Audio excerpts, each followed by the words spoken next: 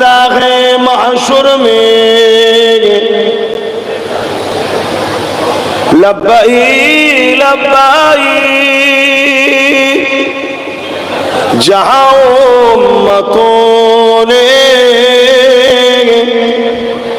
पुकारा मोहम्मद, हमें जानो दिल से तारा मोहम्मद, मोहम्मद के गमों है हमारा मोहम्मद। अल्लाहुम्मा सल्ली अला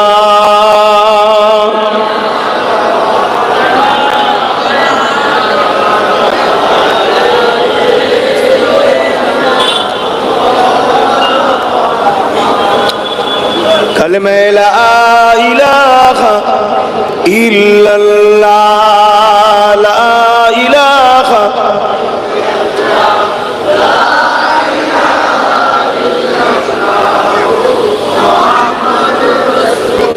हस्बी रब्बी जल्लल्लाह, मा फी क़ल्बी खैरुल्लाह, नूर मोहम्मद सल्लल्लाह, हक़ ला इलाहा इल्लल्लाह, ला इलाहा जुर जुर ला इलाहा इल्लल्लाह, ला इलाहा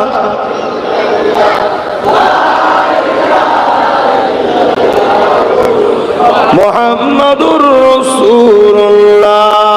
अल्लाहुम्मा सल्ली अला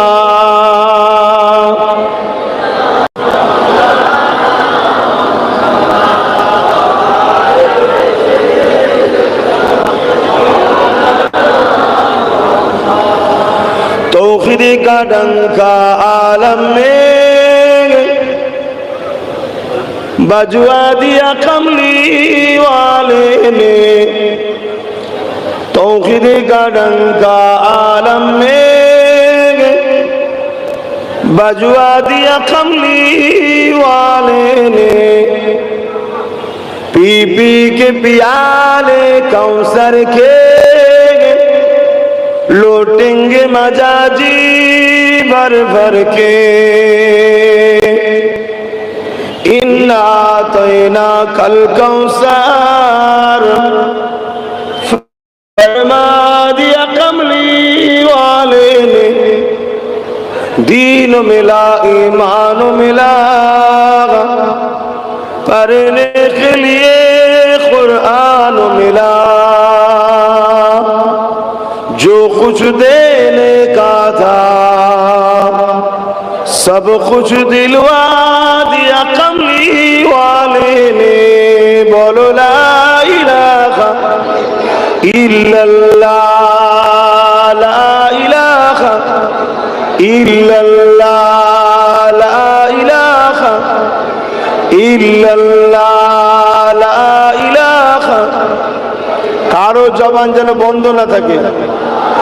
লা ইলাহা ইল্লাল্লাহ, লা ইলাহা লা ইলাহা ইল্লাল্লাহ মুহাম্মাদুর রাসূলুল্লাহ। আল্লাহুম্মা সাল্লি আলা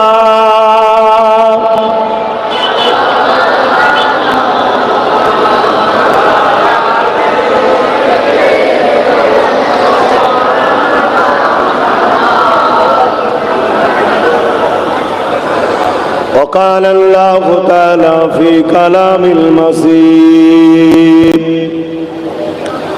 الفرقان الحميد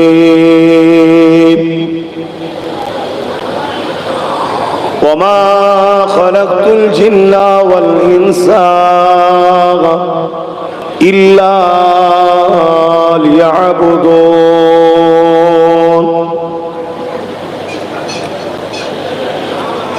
وقال النبي صلى الله عليه وسلم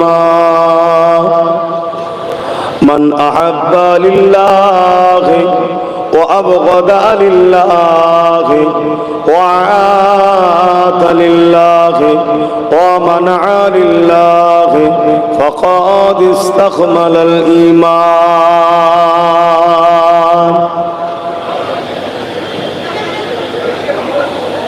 উপস্থিত আমার আব্বা জানেরা, আমার নওজোয়ান তরুণেরা, যুবকেরা, ছোট ছোট বাচ্চারা, পর্দার আড়ালে অবস্থিত আমাদেরই সকলের মা ও বোনেরা, আজ এই বর্ষা বাদলের সময়ে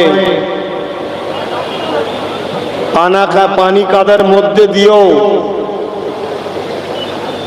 দ্বীনি মাহফিল আপনারা করেছেন। কোরআন সুন্নাহ ইজমা কিয়াস তথা আহলে সুন্নাত ওয়াল জামাআতের আকীদার মাহফিল, এবং আপনারাও এদিক ওদিক বেকার সময় নষ্ট না করে কোরআনের মাহফিল, দ্বীন ইসলামের মাহফিলে আল্লাহ আপনাদেরকে আসার তৌফিক দিয়েছে, আপনারা এসেছেন। তাই সকলে একটু খুশি হয়ে বলি আলহামদুলিল্লাহ। পাশাপাশি আজ পুরো পৃথিবীর দিকে যদি তাকাই, নতুন করে আবার যেন সেই আইয়ামে জাহিলিয়াতের গন্ধ পাওয়া যাচ্ছে। আইয়ামে জাহিলিয়াতের ইতিহাস আমরা পড়েছি, কিন্তু বাস্তবে যেন এখন কিছু কিছু দেখা যাচ্ছে। আবার সেই হিংসা,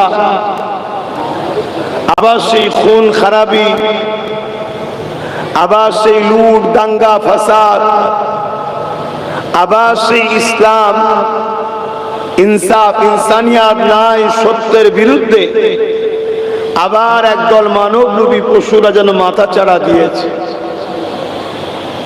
এইরকম একটা ভয়ানক পরিস্থিতির মধ্যে দিয়েও আল্লাহ যে আমাদের ঘরে দ্বীনি একটা মাহফিল করিয়ে নিচ্ছেন আমাদের দ্বারা, এবং আমাদেরকে যে আল্লাহ বসার তৌফিকও দিয়েছেন, তে আরো একবার খুশি হয়ে বলি আলহামদুলিল্লাহ। আমি তো প্রায় এটা দিয়ে বিভিন্ন দিকে জলসায় যাই। আমি ভাবতাম এই পাড়াটাই কখনো জলসা একবার হবে না কেন, একদম ভালো জায়গা তো, রোডের সাথে। আমার একটু রোডের ধারে জলসা করতে বেশি ভাল লাগে ভাই। ওই গ্রামের মাঠের মাঝখানে ইসলামের কথা প্রচার আর টাউন সিটিতে প্রচার দুটো এক নয়। কেন আজ একদল লোক তো চাইছে ইসলামকে মুছে দেবো, একদল লোক তো চাইছে ইসলাম মানে মিথ্যা প্রচার করো, সন্ত্রাস, আতঙ্কবাদ, জুলুম। ইসলাম মানে সমাজ বিরোধী। তাহলে আমরা যদি সেই গ্রামের মধ্যে ঢুকে আর নরে তাকবীর আল্লাহু আকবার ইসলাম ইসলাম করি, লাভ নয় বলবো না, কিন্তু শহর সিটিতে হলে ভালো মন্দ 10টা লোক তো শুনবে। মানা না মানা পরের কথা, ইসলামকে নিয়ে যে ভুল চক্রান্ত চালাচ্ছে, তোমাদেরও মেদিনীপুরের একজন আছে, এগুলো বন্ধ হবে না? হবে না? আজকে কিছু হলেই জিহাদি। আরে জিহাদ শব্দের মানে কি জানো? আগে পড়াশোনা করো, তারপরে পিছনে লাগো। কেন যারা ইসলামের পিছনে লেগেছে আল্লাহ তাদেরকে সাথে দুই ধরনের ব্যবহার করেছে, হয় মিটিয়ে দিয়েছে, না ইসলামের খাদেম বানিয়ে দিয়েছে। জোরে বলুন সুবহানাল্লাহ। জিহাদ শব্দের মানে হলো চেষ্টা করা। কামিয়াবির জন্য বুরাই থেকে ন্যায়ের প্রতিষ্ঠিতর জন্য চেষ্টা করার নাম হলো জিহাদ। আর সব থেকে জিহাদে আকবার, বড় জিহাদ কাকে বলা হয়? নিজেকে সমস্ত অন্যায়, অত্যাচার, জুলুম, বুরাই, খারাপ, লোভ, লালসা, খুনি, চুরি, রেপ, মদ, নেশা, দুর্নীতি, সব কিছু থেকে নিজেকে বাঁচাবার চেষ্টা করা হলো জিহাদে আকবার। জোরে বলুন সুবহানাল্লাহ। আকবার মানে সব থেকে বড়। তাহলে নিজেকে সমস্ত খারাপ থেকে, বুরাই থেকে, পাপ থেকে, নোংরা রাস্তা থেকে, মৌলানা সাহেব এই যে উপরে আসুন, এখানে এসে বসুন। আলেমদের ঘরে একটু সম্মান করতে হবে। উঠে আসুন, উপরে আসুন। এই ছেলে, এই কমিটি, তুই এখানে এসে বস আমার সামনে। তুই একটুখানি ছেলে, ওকে বসতে দেন। কি কথা বলছিল? মন বড় চঞ্চল, চারিদিকে সব হচ্ছে তো অনেক কিছু।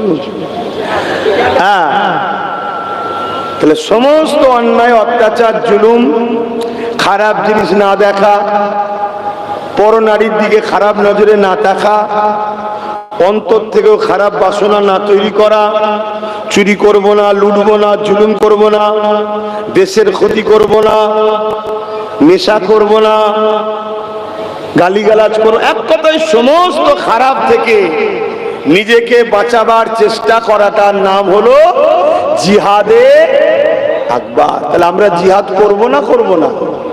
জোরে বলে।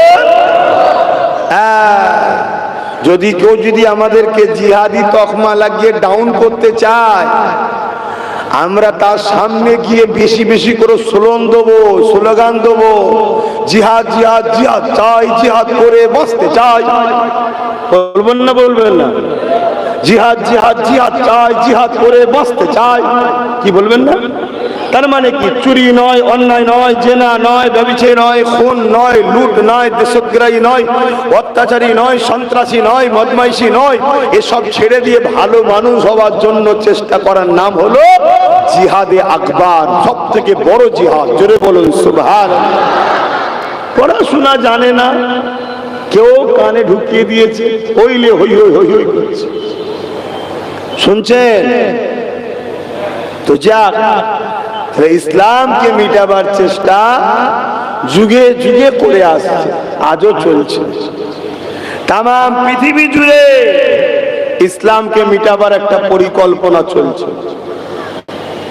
আপনারা খেয়াল করে দেখুন, মোবাইল সব হাতে আছে তো, বড় বড় কি দেখেন মোবাইলে? একটু বিশ্বের খবর রাখবেন, একটু বিশ্বের খবর রাখবেন, রেখে তাহলে চলবেন, তাহলে আগামী দিন আপনাদের বাচ্চারা নিরাপদে থাকবে। আর একটা কথা এখানে বলে নি, আমাদের ইসলাম ধর্মের মধ্যে এক শ্রেণীর মানুষ আছে যাদের বাহ্যিকটা বড় সুন্দর, মাকাল ফল টাইপের, দেখতে খুব সুন্দর, ভেতরটা মাকাল ফল দেখেন? বলবেন তো? দেখতে বড় সুন্দর আর ভেতরটা, বুঝতে পারছেন? তারা দেখবেন আমাদেরকে জ্ঞান দেয়, শুধু নামাজ, রোজা, দাড়ি, টুপি, মসজিদ, মাদ্রাসা, এটাই নাকি ইসলাম। আমাদেরকে ভুল পথে চালাচ্ছে। ইসলাম দুটো পাট্টির উপরে দাঁড়িয়ে আছে। কুনতুম খায়রা উম্মাতিন উখরিজাত লিন-নাস তা'মুরুনা বিল মা'রুফ ওয়া তানহাউনা আনিল মুনকার। মহান সৃষ্টিকর্তা আমাদেরকে দুটো কাজ দিয়েছে, একটা হলো অন্যায়কে মিটাও, ন্যায়কে প্রতিষ্ঠিত করো। এই অন্যায়কে মিটিয়ে ন্যায়কে প্রতিষ্ঠিত করার চেষ্টা করাটাও হলো জিহাদ। জোরে বলুন সুবহানাল্লাহ। কোন ছেলে চাইছে আমি ভারতবর্ষের মুখকে, ভারতবর্ষের মর্যাদাকে বিশ্বের দরবারে নিয়ে যাব, তাই আমি চেষ্টা করে আমি ভারতকে আরো পারমাণবিক দিক দিয়ে আরো শক্তিশালী করব। এর জন্য সে খুব দিন রাত চেষ্টা করছে। এটাকেও আরবিতে কি বলা হয়? জোরে বলো। জিহাদ। একটা চোর পালিয়ে গেছে থানা থেকে, প্রশাসন দিন রাত ধরে তাকে খুঁজছে, এই যে তাকে ধরার চেষ্টা করছে, এটাকে আরবিতে কি বলা হয়? জিহাদ। মানে গুলো বুঝবেন, আমাদেরকে বোকা বানানো হচ্ছে। কেন একদল মিডিয়া আছে ইসলাম বিদ্বেষী, তারা দিন রাত তাদের কাজ নেই, ঘেউ ঘেউ ঘেউ করতেই ইসলামের বিরুদ্ধে। তবে আলহামদুলিল্লাহ আমাদের বাজার, আমাদের সংসার বা আমাদের জীবন কারো বিরোধী করে আমাদেরকে বড় হতে হয় না। আমাদেরকে বড় হতে হয় আমেনা লালের গোলামি করলেই বড় হয়ে যায়। জোরে বলুন সুবহানাল্লাহ।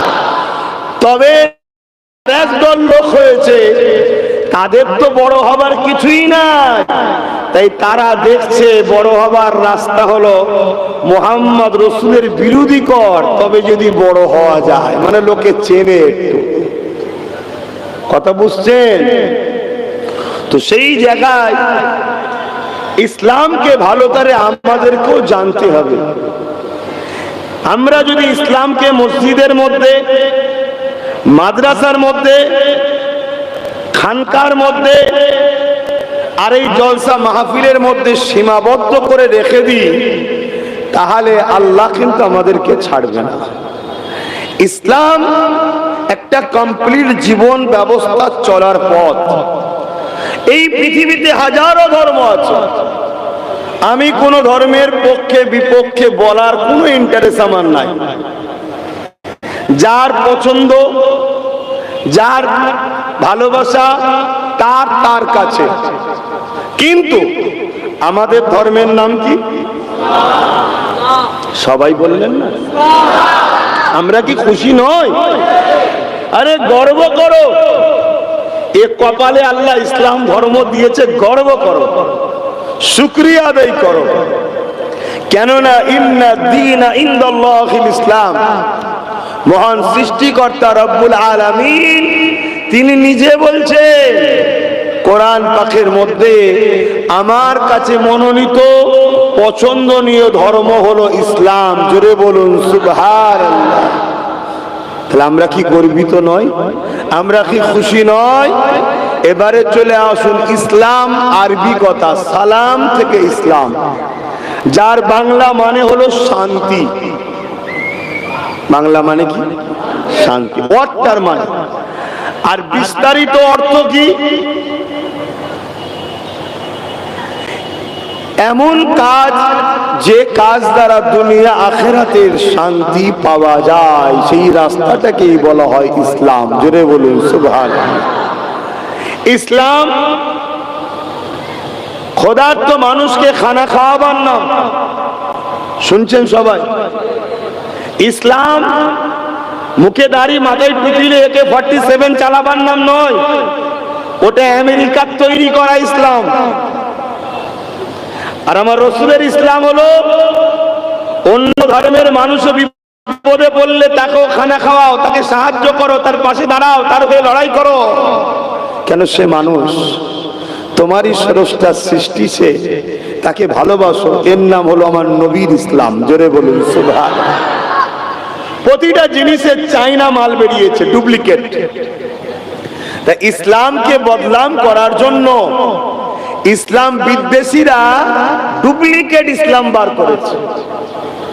তারা মাদ্রাসাও তৈরি করেছে, তারাও মসজিদও করেছে। সেই জায়গায় ট্রেনিং দেওয়া হয় নকল ইসলামের। আর আমার নবীর ইসলাম তাওহীদের নাম, একত্ববাদকে বিশ্বাস করার নাম হলো ইসলাম। রিসালাতের উপর ঈমান নাম হলো ইসলাম। ক্ষুধার্ত মানুষকে খানা খাওয়াবার নাম হলো ইসলাম। বস্ত্রহীনকে বস্ত্র দিবার নাম হলো ইসলাম। অন্নহীনকে অন্ন দিবার নাম ইসলাম। মা বাপকে ভালোবাসার নাম ইসলাম। গরিব অসহায় দুঃখীদের সাথ দিবার নাম ইসলাম। জালিমের বিরুদ্ধে মজলুমের সাথে বন্ধুত্ব করার নাম হলো ইসলাম। রেপ মুক্ত সমাজ গড়ার নাম ইসলাম। দুর্নীতি মুক্ত সমাজ গড়ার নাম ইসলাম। নেশা মুক্ত সমাজ গড়ার নাম ইসলাম। ঘুষ মুক্ত সমাজ গড়ার নাম ইসলাম। খুন মুক্ত সমাজ গড়ার নাম ইসলাম। এতিম বিধবা অধিকার দিবার নাম ইসলাম। নারীদের অধিকার দিবার নাম ইসলাম।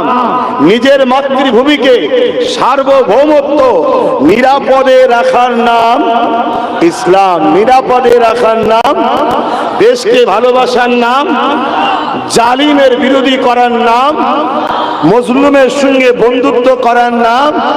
সে মজলুম যদি হিন্দু হয় তার সাথ দিতে হবে, খ্রিস্টান হয়, আদিবাসী হয়, দলিত হয়, যেই হোক, মজলুম যে তার সাথে দাঁড়াবার নাম হলো ইসলাম। কিন্তু আজকে মিডিয়া বা একদল লোকেদের মুখে প্রচার হচ্ছে কি? কেন কেন অনেকে তো এমনও প্রচার করে যে ইসলাম নাকি ১৫০০ বছরের। এই টপিকের উপর একটু আলোচনা হোক নাকি? সেই গ্যালারির বাইরে যারা আছেন কি বলছেন? এই বিষয়টা আলোচনা হোক, একটু জানা দরকার। আপনারাও অনেকে জানেন না, আমার কওমের লোকেরাই জানে ইসলাম নাকি ১৫০০ বছরের। অনেকে বলে হযরত প্রফেট মুহাম্মদ সাল্লাল্লাহু আলাইহি ওয়াসাল্লাম থেকে নাকি ইসলাম শুরু। এটা চরম একটা অসত্য মিথ্যা কথা। ইসলাম কবে থেকে শুনবেন না? বাকি কোন ধর্ম কবে থেকে আলোচনারও দরকার নেই, সমালোচনারও দরকার নেই। আমরা ওই স্কুলের লোক নয়। আমরা আমার মাকে নিয়েই বড় খুশি, আমরা আমাদের বাপকে নিয়েই বড় খুশি।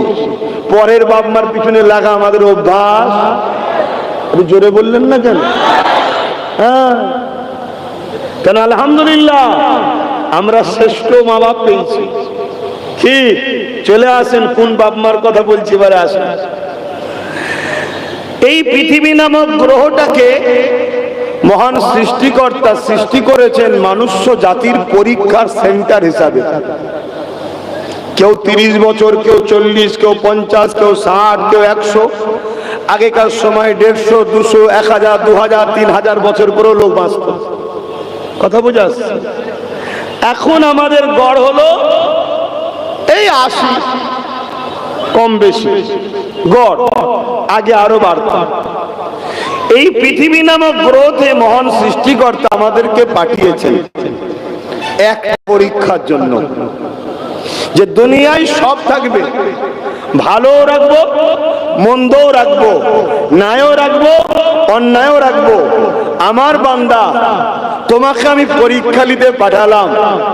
তুমি আমাকে যদি ভালোবাসো, এই পৃথিবীর নোংরা সবকিছু থাকার মধ্যে দিয়ে যে কোনো ভালো সেগুলোকে গ্রহণ করে আমার খুশির জন্য সব অন্যায়কে ছাড়তে পারো কিনা দেখবো। এটা হলো পরীক্ষা। কথা বুঝলেন? এই পরীক্ষায় যারা জ্ঞান পাস করবে তাদেরকে মহান স্রষ্টা তিনাত তৈরি করা চিরশান্তির মেহমানখানা জান্নাতে রাখবেন। জোরে বলুন সুবহানাল্লাহ। আর যে মহান স্রষ্টার কথা ভুলে গিয়ে এই পৃথিবীতে অন্যায়, অত্যাচার, জুলুম, খুন, খারাপি, লুট, দাঙ্গা, ফাসাদ, ফিতনা, রেপ, মারপিট, নেশা এসবের মধ্যে আসক্ত হবে, মহান স্রষ্টা তাকে বলবে, সামান্য দুনিয়ার লোভ লালসা সামলাতে পারিসনি, আমার জান্নাতের মতো সুন্দর জায়গায় তুই যাবার উপযুক্ত নয়, তুই পরীক্ষায় ফেল করেছিস, যা জাহান্নামে শাস্তি। আমরাও পরীক্ষা স্কুলে দিই না? চাকরির পরীক্ষা, বিভিন্ন কামিয়াবির আগে একটা টেস্ট পরীক্ষা হয় না? হয় না? কেন? পরীক্ষা ছাড়া কোনো ফলাফল নাই। এখানেও অনেকে রেজাল্ট বেরোবার দিনে হাসে, অনেকে চোখের পানিতে ফেলে, অনেকে আবার আত্মহত্যাও করে ফেলে। কিন্তু ময়দানে মাশরে ওখানে আত্মহত্যার কোনো রাস্তাও নেই, আর ওখানে কেঁদেও কোনো সাহারা আর নেই। কেননা ওখানে আল্লাহ তার জন্য যেটা ফাইসাল্লা করবে সেটাকে রদ করার কারো ক্ষমতা নেই। এখানে আল্লাহ ছাড় দিয়েছে, ছেড়ে দেয়নি।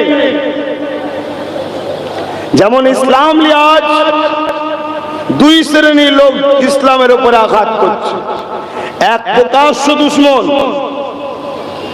যাদের ভয় হয় ইসলামের সত্য আলোর কাছে তাদের মিথ্যা 2 নম্বরই ধান্দা বন্ধ হয়ে যাচ্ছে, তাই তারা ইসলামকে বড় ভয় করে মিটাতে চায়। দ্বিতীয় নম্বর হলো মুসলিম সুরাতে দাড়ি টুপির আড়ালে পীর পীরজাদা মুফতি মাওলানা মুসলমান দাবি করে ওই প্রকাশ্য দুশমনদের ডলার নিয়ে অর্থ নিয়ে ইসলামের গোড়া কাটছে। এই দুই ধরনের দুশমন ইসলামে আছে। তবে মনে রাখবেন, প্রকাশ্য দুশমন যুগে যুগে ছিল, তাদের হাতে যতই ক্ষমতা থাকে না কেন মিটেছে তারা। ইসলাম বিজয় যুগে যুগে লাভ করেছে, জোরে বলুন সুবহানাল্লাহ।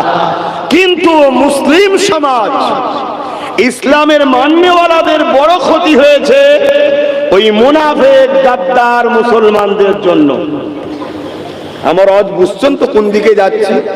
ভূমিকাটা প্রথম শুনেলেন, তারপরে টানটুনো হবে, চিন্তার কোনো কারণ নেই। আল্লাহ দিয়েছে যখন কেন ব্যবহার করব না? অনেকে দেয় না, হিংসা করে বলে আমি টানটুনের বক্তা নয়, তুই দিলে তুও চালাতিস, খোদা মেরে দিয়েছে তাই পারিস নি, এখন ক্রিটিসাইজ করা উচিত নয়। আমি যদি এই যুবকটা দিলে মোহাব্বতের আওয়াজ দিয়ে যদি ওকে ইসলামমুখী করতে পারি, ওই চেষ্টাটাও বৈধ, হালাল। জোরে বলুন সুবহানাল্লাহ।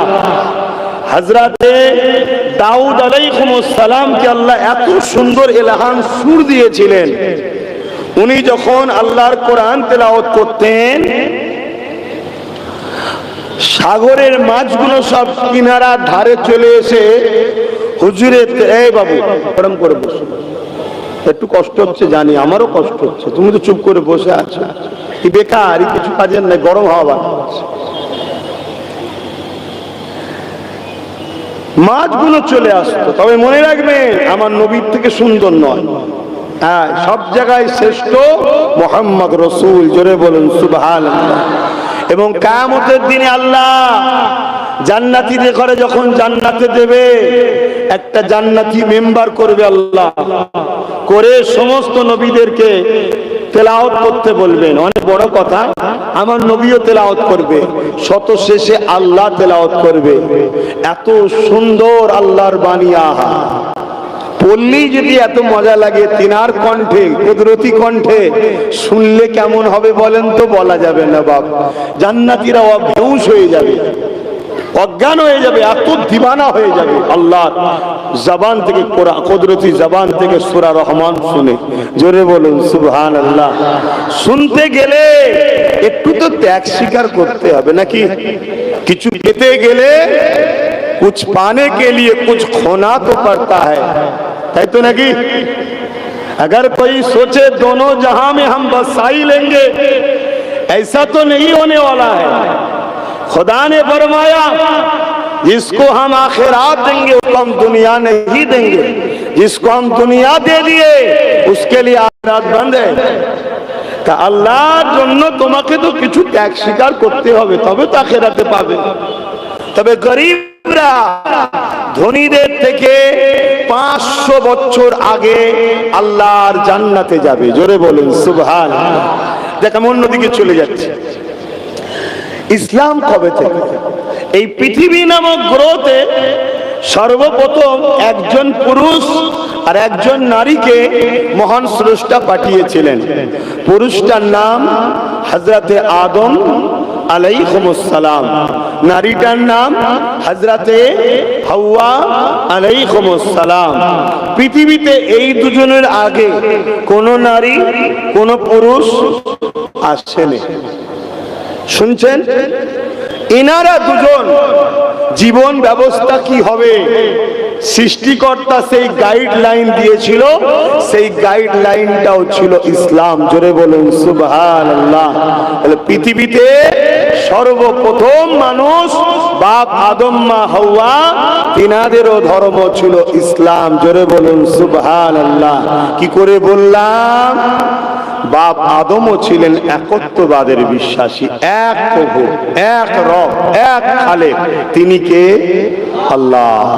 মা হাওয়াও ছিলেন এক রবের বিশ্বাসী, তিনি কে? আল্লাহ। আরেকটু শুনলে খুশি হবেন, আমরা ভারতবর্ষের মুসলমান, আমরা বড় খুশনসিব। আমরা নিজেদের কপালকে নিজেরা ফাটাচ্ছি, ওটা আলাদা বিষয়, কিন্তু ভারতের মুসলমান আমরা বড় সৌভাগ্যবান। কেন? ডাইরেক্ট জান্নাত থেকে বাপ আদম আলাইহিস সালাম আমাদের ভারতবর্ষ হিন্দুস্তানে এসেছিলেন। জোরে বলুন সুবহানাল্লাহ। सारे जहां से अच्छा हिंदुस्तान हमारा, क्यों सारे जहां से अच्छा हिंदुस्तान हमारा? इसीलिए सारे जहां से अच्छा हिंदुस्तान हमारा। हर इंसान का अव्वल पिता बाप आदम इस हिंदुस्तान में डायरेक्ट जन्नत से तशरीफ ले आए हैं, लिहाजा हिंदुस्तान के साथ जन्नत की डायरेक्ट कनेक्शन है। बोलिए सुभान अल्लाह, और ऊंचा बोलिए सुभान अल्लाह। और एक खुशी की बात है, बाप आदम जब हिंदुस्तान में तशरीफ लेके आए थे, बाप आदम की पसीने में नूरे मोहम्मद सल्लल्लाहु अलैहि वसल्लम हमारे हिंदुस्तान में आए थे। बोलिए सुभान अल्लाह, और ऊंचा बोलिए अल्लाह। कोई माँ का लाल नहीं है हिंदुस्तान हमको हटा सके, हिंदुस्तान से हमको भगा सके, कोई माँ का लाल नहीं है। ये हमारे बाप का मुल्क है, ये हमारे अव्वल सबसे पहले जो बसार इंसान आए हैं वो आदम सफीउल्लाह, हिंदुस्तान उनका मुल्क है। और माँ হাওয়া আমার নবীর দেশ জাজিরাতুল আরব ওখানে এসেছিলেন। জোরে বলুন সুবহানাল্লাহ। হিন্দুস্তানে ইসলাম কবে থেকে বলবেন? তাই তো বললাম। খুব ইসলামকে কাটি দেওয়া হচ্ছে, জানা দরকার আছে না? না। এবারে চলে আসেন ইসলামের বিরোধী করার। এত চক্রান্ত কেন? মনে রাখবেন, ইসলাম শুধু দাড়ি টুপি নামা রোজার নাম নয়, ইসলাম অন্যায়কে মিটাবার নাম, ইসলাম ক্ষুধার্ত মানুষকে খানা দিবার নাম, ইসলাম জুলুমকে মিটে না ইনসাফ সাম্য প্রতিষ্ঠিত করার নাম হলো ইসলাম। এই পৃথিবীতে একদল লোক রয়েছে যারা ক্ষমতার জোরে মানুষের প্রভু হবার স্বপ্ন দেখে। যেমন পূর্বেও ছিল নমরুদ যার নাম, ফেরাউন যার নাম, সাদ্দাত যার নাম, এমন করে জিদ উতবা সাইবা আবু জেহেল যাদের নাম, এরা ক্ষমতার জোরে মানুষের প্রভু সাজতে গিয়েছিল। কিন্তু যুগে যুগে আল্লাহ পাক ইসলামের মধ্যে নবী রাসূলদেরকে পাঠিয়ে দিয়ে ইসলামের আলো মানুষের কাছে পৌঁছে দিয়েছে। এই ইসলামের আলোতে ওই সমাজের পাওয়ারের জোরে যারা মানুষের প্রভু হবার স্বপ্ন দেখেছিল, তাদের স্বপ্নগুলো চূর্ণ বিচ্ছিন্ন হয়ে গিয়েছে। তাই সেই দিন থেকে যুগে যুগে যুগে যুগে ক্ষমতাশালীরা, প্রভাবশালীরা, সমাজ বিরোধীরা, মানবরূপী পশুরা, সারাবিরা এমন করে মা বাপকে যারা সম্মান করতে চায় না, নারীদেরকে যারা সম্মান করতে চায় না, যারা নারীদেরকে ভোগের পাত্রী বানাতে চায়, এই ধরনের মেন্টালিটির মানুষেরা যারা যুগে যুগে যুগে ক্ষমতা জোরে মানুষের প্রভু হবার স্বপ্ন দেখে, তারা কোটি কোটি টাকা খরচ করে করে, গরিব ছেলেদের ব্রেনকে ওয়াশ করে, তাদেরকে ভিক্ষা শুরুবর্ত দিয়ে তাদের দ্বারা দুনিয়ার জমিন থেকে ইসলামকে মুছে দিবার চেষ্টা করেছে। কিন্তু মনে রাখবেন, যতবারই যারাই মুছতে গেছে, আমার আল্লাহ তাদের নাম নিশানা মুছে দিয়েছে। কি অসুবিধা হচ্ছে? ইসলামের বিরোধী করার কারণটা বুঝতে পারছেন তো নাকি? কিন্তু বাবা, ইসলামের সব থেকে বড় চরম দুশ্মন ফেরাউন, নমরুদ, সাদ্দাত, আবু জেহেল, উতবা, সাইবা, এরা তো ছিল জানি। এদের থেকেও ভয়ানক দুশ্মন হলো মুসলিম সূরাতে এদের অর্থে ভেতরে ঢুকে যারা আমাদের গোড়া কাটে। শুনছেন তো নাকি? একটা ঘর খুব সেফটি ভাবে সিকিউরিটি দিয়ে তালা দিয়ে আছে, যদি এই ঘরের মধ্যে কোনো গাদ্দার না থাকে, এই ঘরে কখনো চুরি করা সম্ভব। গাদ্দার কি করে, রাত্রি সবাই যখন ঘুমিয়ে পড়ে, ও সেটিং থাকে বাইরের দুশ্মনের সাথে, তাকে দরজা খুলে দেয়। সে ভেতরে ঢুকে কি করে, যে দরজা খুলেছে তাকেও দুমদাম পিটে, দুই একটা না পিটলে ধরা পড়ে যাবে, তো দুমদাম পিটিয়ে দিয়ে সব কিছু চুরি করে নিয়ে চলে যায়। যাবার পরে কিন্তু ওর হিস্সা, ওর ভাগটা ঠিক চলে আসে। বুঝতে পারছেন? তো এই রকম যারা যুগে যুগে একদল গাদ্দার ছিল, যারা যুগে যুগে আমার ইসলামের লেবাসে, ইসলামের সূরাতে মুসলিম রহনুমা হয়ে আমার জাতকে যুগে যুগে ধোঁকা দিয়েছে। এই গাদ্দারকে চিনার কয়েকটা পয়েন্ট আছে। নাম্বার 1, তারা সব কিছুর কথা তোমাকে বলবে, শুধু রসুল থেকে তোমাদেরকে সরাতে চাইবে। শুনছেন তো নাকি?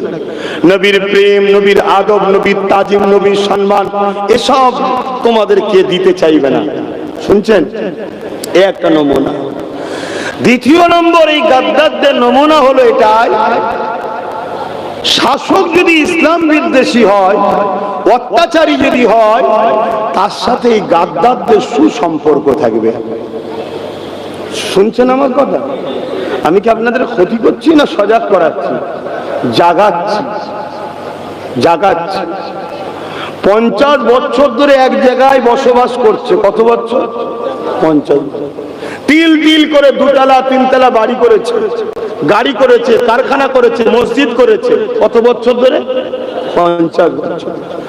গত 2 সপ্তাহ কি 3 সপ্তাহ হলো কম বেশি পুরো এলাকার প্রায় 15-20 হাজার বাড়ি ভেঙে চুরে সব তছনছ করে দিল।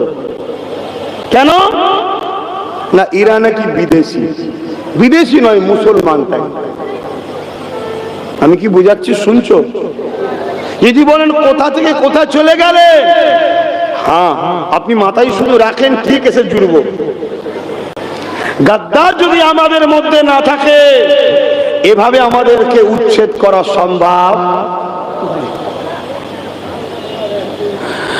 বাপেরা, নজওয়ান তরুণেরা, ইসলামের বিরোধী করেছিল কে? ফেরাউন। ফেরাউনটা কেমন ছিল একটু জানা দরকার। ফেরাউন হলো পৃথিবীর একটা আতঙ্কের নাম। সে ছিল একটা শাসক, অত্যাচারী, স্বৈরাচারী, জালিম শাসক ছিল। এখানে আর একটা কথা বলে দিই, অনেকে বলে হুজুরের ছেলে আসবে, জলসা করবে, নামাজ রোজা করবে, এমন করে জালিম নেতা পার্টির কথা কেন বলে? এসব শোনা যায় না? যায় না? এইটা একটু ভেঙে দিয়ে যায়।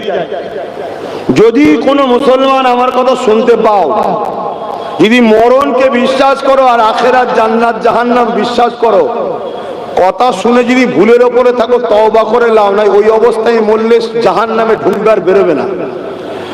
জালিম শাসকদের বিরোধী করা হলো সমস্ত নবীদের সুন্নত। জোরে বলুন সুবহানাল্লাহ। হাত্তাকে আমার নবী, নূর নবী, দয়ার নবী, হায়াতুন নবী, মেরাজ ওয়ালা নবীর সুন্নাত হলো জালিম শাসকদের বিরোধী করে মজলুম মানুষকে নিরাপত্তা দেওয়া। জোরে বলুন সুবহানাল্লাহ। আরে নামাজ তো অনেক পরে এসেছে, মেরাজ থেকে নবী নামাজ এনেছে। আমার নবীর প্রথম কাজ ছিল কি? জুলুম খতম করো। রোম, কিসরা, কাইসার, পারস্য, ইরান, যেগুলো এখন এই সব পৃথিবীর এলাকায় বড় বড় সব পাওয়ারফুল শাসক ছিল, যারা নারীদেরকে ভোগ করত, গরিবদের ঘরে গলায় কোমরে বেল পরিয়ে কৃতদাস দাসী বানিয়েছিল। মানুষ তাদের বিরুদ্ধে কথা বললে তাদেরকে জিন্দানে দিয়ে হত্যা করা হতো, জুলুম করা হতো, মানুষের খানাকে কেড়ে নেওয়া হতো, মানুষকে প্ল্যান মাফিক গরিব বানানো হতো। কেন? গরিব যত বাড়বে অল্প ভিক্ষাতেই গোলাম হবে, বড় লোক গোলাম হয় না, গরিব গোলাম হয়। শুনছেন তো নাকি? আজকের দিনও পৃথিবী জুড়ে যদি এই রকম চক্রান্ত চলে, ওই চক্রান্তকে ব্যর্থ করে, ওই চক্রান্তকে মিটিয়ে দিয়ে না ইনসাফ ইনসানিয়ত, গরিবের হককে বুঝিয়ে দিবার নাম হলো ইসলাম। তুমি নবীর মেম্বারে উঠে পীর যারা মুফতি মৌলানা অন্যায়ের বিরুদ্ধে বলতে পারো না, জুলুমের বিরুদ্ধে বলতে পারো না, আল্লাহর সৃষ্টির পক্ষে অসহায়ের পক্ষে দাঁড়িয়ে কথা বলতে পারো না। শুনে রাখো, নবী মুহাম্মদ সাল্লাল্লাহু আলাইহি ওয়াসাল্লাম বলেছে, দুই শ্রেণীর লোক জাহান্নামে যাবে। এক শ্রেণীর লোক অন্যায় করার জন্য জাহান্নামে যাবে, আর এক শ্রেণীর লোক অন্যায়ের প্রতিবাদ না করার জন্য জাহান্নামে যাবে। শুনছেন তো নাকি? সে অন্যায় কোন অর্থশালী যদি করে তারও বিরুদ্ধে, প্রভাবশালী যদি করে তারও বিরুদ্ধে, হাত্তাকে আমার নবী বলেছেন জালিম শাসকের বিরুদ্ধে হক কথা বলা এটা একটা বড় জিহাদ। জোরে বলুন সুবহানাল্লাহ, আরো জোরে বলে। তাহলে ইসলামের কথা হবে তো নাকি? কথা বলছেন না কেন? আজকে তো ইসলামের কথা হয় না, ইসলামকে তো মিটিয়ে দিচ্ছে। ঘরের লোক মিটাচ্ছে, বাইরের লোক তো মিটাবি। আপনাদের ধৈর্য আছে তো নাকি? হ্যাঁ, আমার নবীর বিরুদ্ধে ছিল আবু জেহেল। কেন? নবী আবু জেহেলের অত্যাচার জুলুম অন্যায়ের বিরুদ্ধে বলেছিল, তাই। উদবা, সাইবা, আবু লাহাব, আবু সুফিয়ান কেন আমার নবীর বিরোধী হলো? আবু জেহেল এরা সব নারীদেরকে কিনা বেচা, মক্কায় ওকাজের মেলায় নারী বিক্রির হাট বসতো। বাচ্চা বাচ্চা ছেলেদের ঘরে তাদের তৈরি করা নকল খোদার সামনে বলি দেওয়া হতো। অত্যাচারের সীমা অতিক্রম করেছিল। আল্লাহ নবী ন্যায়ের মেসেজ যখনই দিল তখনই এরা বিরোধী শুরু হয়ে গেল আমার নবীর। তাহলে বলুন, আজও যদি কেউ অত্যাচার করে, জুলুম করে, তার বিরুদ্ধে বলা তো নবীর সুন্নাত, এটাই তো ইসলাম। বলা উচিত আছে না? না, বাপেরা, নজওয়ান তরুণেরা, আসেন প্রথম ফিরাউনের কথা বলছিলাম। ফিরাউন অত্যাচারী শাসক ছিল, জালিম শাসক ছিল। সে প্রথমে ছোটখাটো এলাকায় চুরি করে বেড়াতো, তারপরে একটা গ্যাং তৈরি করলো, সেই গ্যাং দ্বারা এলাকায় মস্তানি করত। তারপরে মানুষের কাছে হুমকি দিয়ে পয়সা দেয়, তুলা খুলতে লাগলো। তারপরে আর একটু ক্ষমতা শুনে বসলো। এইভাবে সে মিশরের রাজা হয়ে গেল। এ যুবকেরা, আল্লাহ ছাড় দেয়, ছেড়ে দেয়নি। এত অত্যাচার ফেরাউন করেছিল, এত জুলুম ফেরাউন করেছিল, তার অত্যাচারে পুরো মিশরের মানুষ অতুষ্টিত হয়ে গিয়েছিল, সবাই নাজেহাল হয়ে গিয়েছিল। বিশেষ করে বনি ইসরাইল যারা বড় গরিব ছিল, দুর্বল ছিল, তাদের পেটিগুলোকে এমন করে ফেরাউনের সৈন্য সামন্তরা তাদের চেহারা ভোগ করে বেড়াতো। এ যুবকেরা যেদিকেও ফেরাউনের বিরুদ্ধে আওয়াজ তুলত, ফেরাউন তাকে কঠিনতম শাস্তি দিয়ে তাকে মৃত্যুদণ্ড দিয়ে হত্যা করে দিত।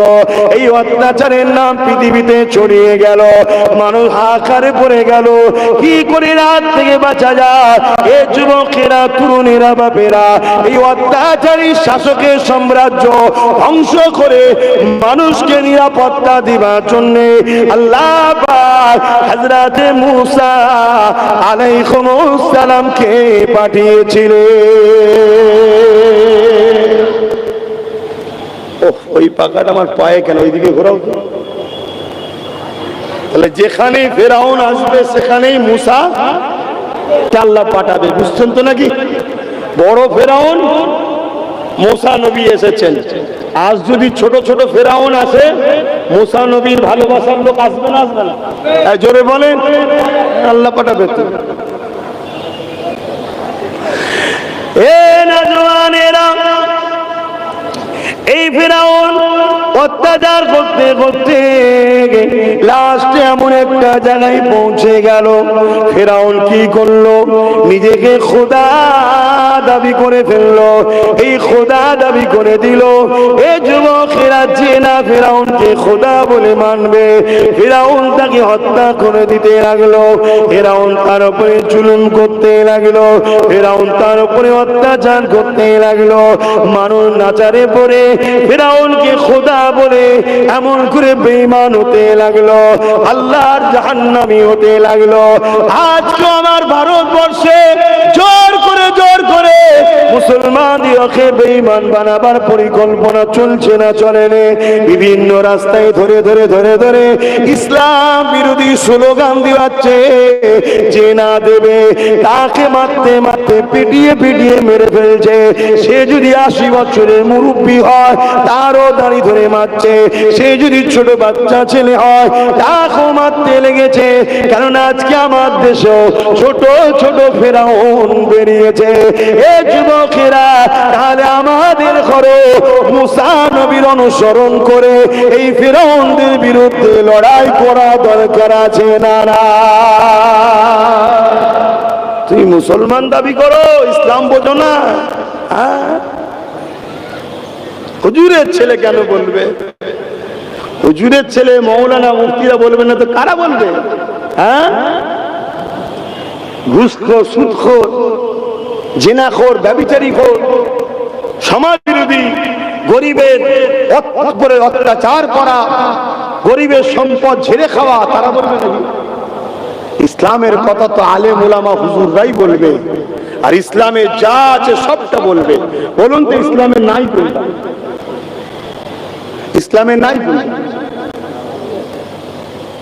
তাহলে ইসলামে যখন সব আছে, সমাজনীতি, অর্থনীতি, রাষ্ট্রনীতি, রাজনীতি, এডুকেশন নীতি, সম্প্রীতি নীতি, মানববন্ধন নীতি, ধর্মনীতি, সবটা ইসলামে আছে না? আওয়াজ দেবেন, মুখ বন্ধ করে থাকবেন না, বুবা শয়তান করে আল্লাহ কিয়ামত দিন তুলবে। যে জবানে কথা দিয়েছিল আমার দিনের জন্য হাত কথা বলতে পারলি না, বলুন ইসলামে আছে না? না। মুসা আলাইহিস সালাম কে আল্লাহ পাঠিয়েছিলেন। এর আগে আরেকটা কথা বলে দিই, মুসা নবী এই যে আসবে, ফেরাউনকে একজন জানিয়েছে তৎকালীন সময় তারা ঠারা দেখে কি সব করত। কথা বুঝে আসছে যে একজন বাচ্চা আসছে, সে তোমার রাজত্ব মিটিয়ে দেবে। শুনছেন তো নাকি? একটা বাচ্চা আসছে তো তোমার রাজত্ব মিটিয়ে দেবে। ফেরাউন ভয়ে টেনশনে পড়ে গেল, একটা বাচ্চাকেই ভয়। যেমন আমাদের মহিলা ফেরাউন একজনকেই ভয়, ওইদিকে ৭৭টা রয়েছে, ভয় নেই, একটাকেই ভয়। এর পিছনে কি করে লাগা যায় দেখ। কথা বুঝছেন না? বলি মহিলা ফেরাউন ভয় লাগছে নাকি আপনার? হক কথা বলতে শেখো। ফেরাউন জুলুম করেছে, ও জুলুম করেছে।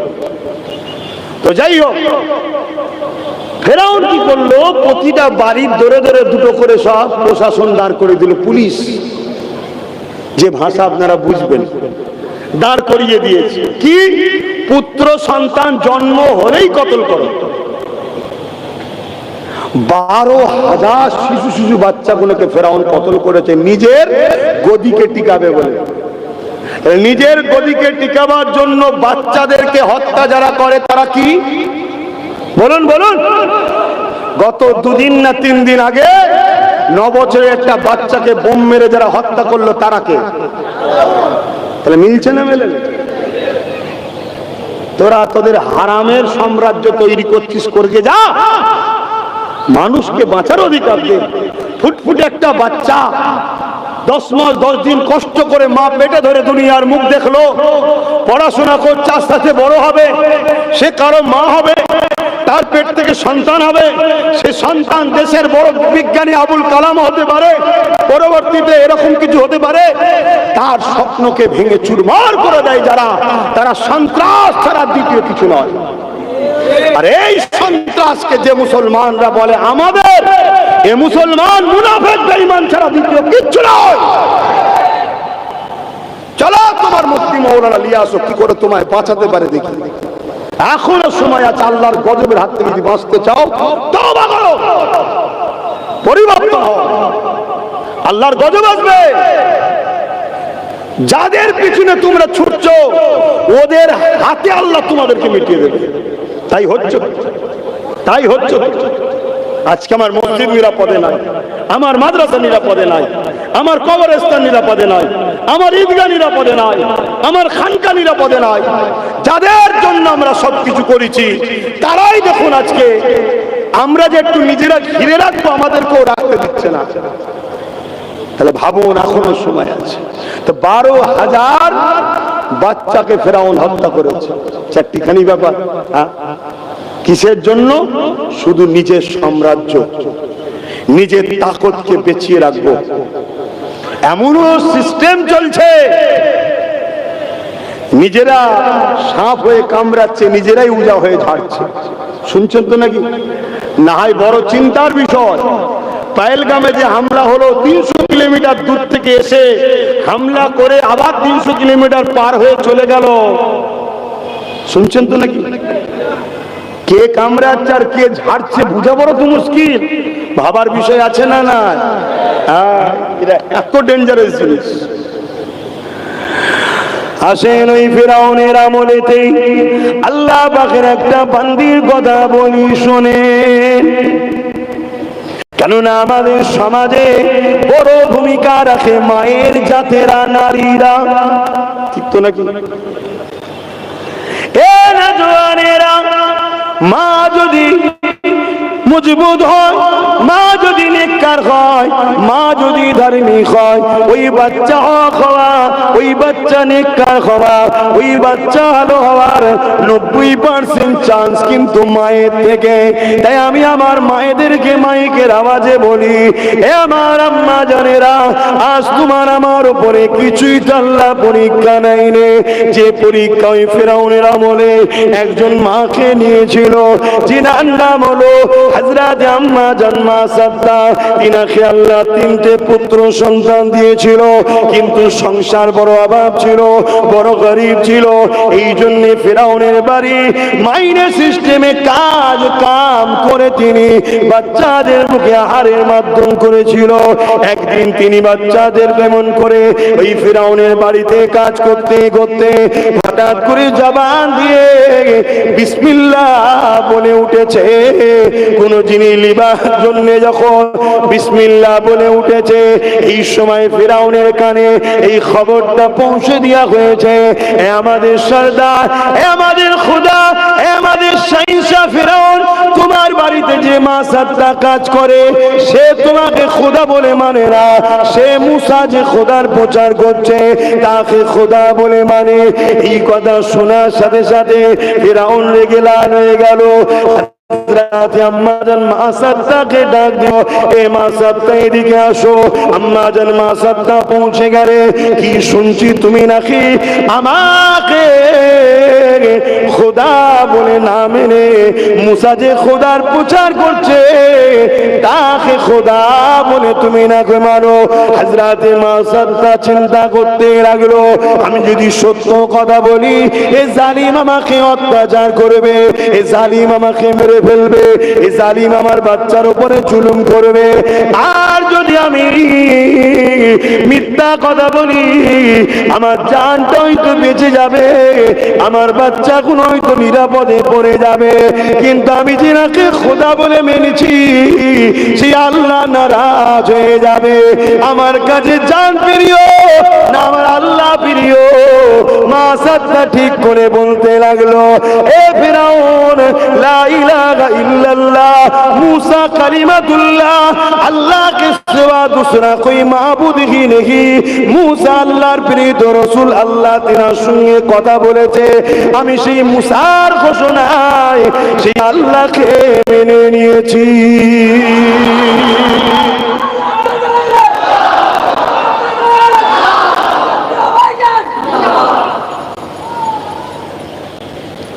ভাবেন আমরা কোথা আর আম্মাজান মা সাত্তা কোথায়? সেদিন হক কথা বললে জানে মেরে দেবে, এটা জানার পরও তিনি সত্য কথা বলছে কেন? আমার কাছে জানের থেকে বেশি প্রিয় কে গো? জোরে বলো। আমরা তো এটা মুখ দিয়ে বলছি, দিলে কি আছে? দিলে যদি থাকতো তাহলে আমার আম্মাজান গুনগুনোকে সামান্য ভিক্ষার জন্য বেপরদা করে পরপুরুষের কাছে পাঠান কেন? ফর্ম ফিলআপ, ফটো তোলা, কি গো পাঠাই না? কেন? একটু ভিক্ষা পাবে 500,000 টাকা, পাঠান কেন? জানেন না পর্দা করা ফরজ? আমার আম্মা জানেরা, মাইকের আওয়াজে শুনছেন, আপনাদের সন্তানের মতো বলছি, নিতে হয় নেবেন, না নিতে হয় বোঝাপড়া আল্লাহর সঙ্গে করবেন। মনে রাখবেন, এত অভাব আমাদের পরে নেই, এরপরেও আমরা একবারও ভাবলাম না যে এর মধ্যে কিছু একটা পরিকল্পনা চলছে না তো? কেন মহিলাদেরকেই টার্গেট করা হলো? কেন? কারণ ইসলামে পুরুষ যদি ইনকাম করে, ইনকাম যদি ভুলও হয়, কিয়ামতের দিন নারীদেরকে আল্লাহ প্রশ্ন করবে না, পুরুষদেরকেই প্রশ্ন করবে। কেন? পুরুষ হলো নারীদের গার্জেন। সে হতে পারে বিবাহের আগে বাপ গার্জেন, বিবাহের পরে স্বামী গার্জেন, তারপরে বয়স হয়ে গেলে বড় সন্তান বা সন্তানরা গার্জেন। অতএব এরপরও আমাদের পুরুষদের ইনকাম করতে গিয়ে ইচ্ছা করে হোক আর অইচ্ছাকৃত হোক, হয়তো হারাম যদি ঢুকে যায়, দুয়া আর কবুল হবে না। মনে রাখবেন, হারাম ঢুকে গেলে দোয়া কবুল হবে না। এই জন্যে ইসলাম বিদ্বেষীরা, ইসলামের দুশ্মনেরা বড় প্ল্যান করে দেখলো যে মুসলিম নারীদের দোয়া কিন্তু কবুল হয়ে যাবে। অতএব এদেরকে যখন হত্যা করব, এদেরকে যখন গ্রাম থেকে বিচ্ছেদ করব, এদের যখন মসজিদ মাদ্রাসা কবরস্থানগুলোকে ভাঙবো, এদের বাচ্চাগুলোকে প্যালেস্টাইনের বাচ্চাদের মতো যখন হত্যা করব, এদের হাতে যদি হাত তুলে দেয় তাহলে বদরের মতো আল্লাহ না সাহায্য করে দেয়। এদের হাতটাকে প্রথম নোংরা করে দাও, যাতে কবুল যেন না হয়ে যায়। তাই মহিলাদের ঘরে ফ্রিতে কিছু একটা টোপ দাও, 500,000 টোপ দাও। কথাবার্তায় ঢুকছে না? ঢোকে না?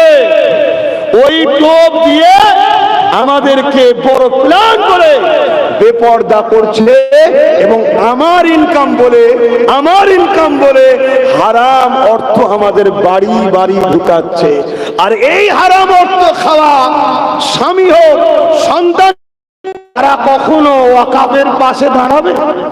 তারা কখনো আল্লাহর দ্বীনের পক্ষে দাঁড়াবে?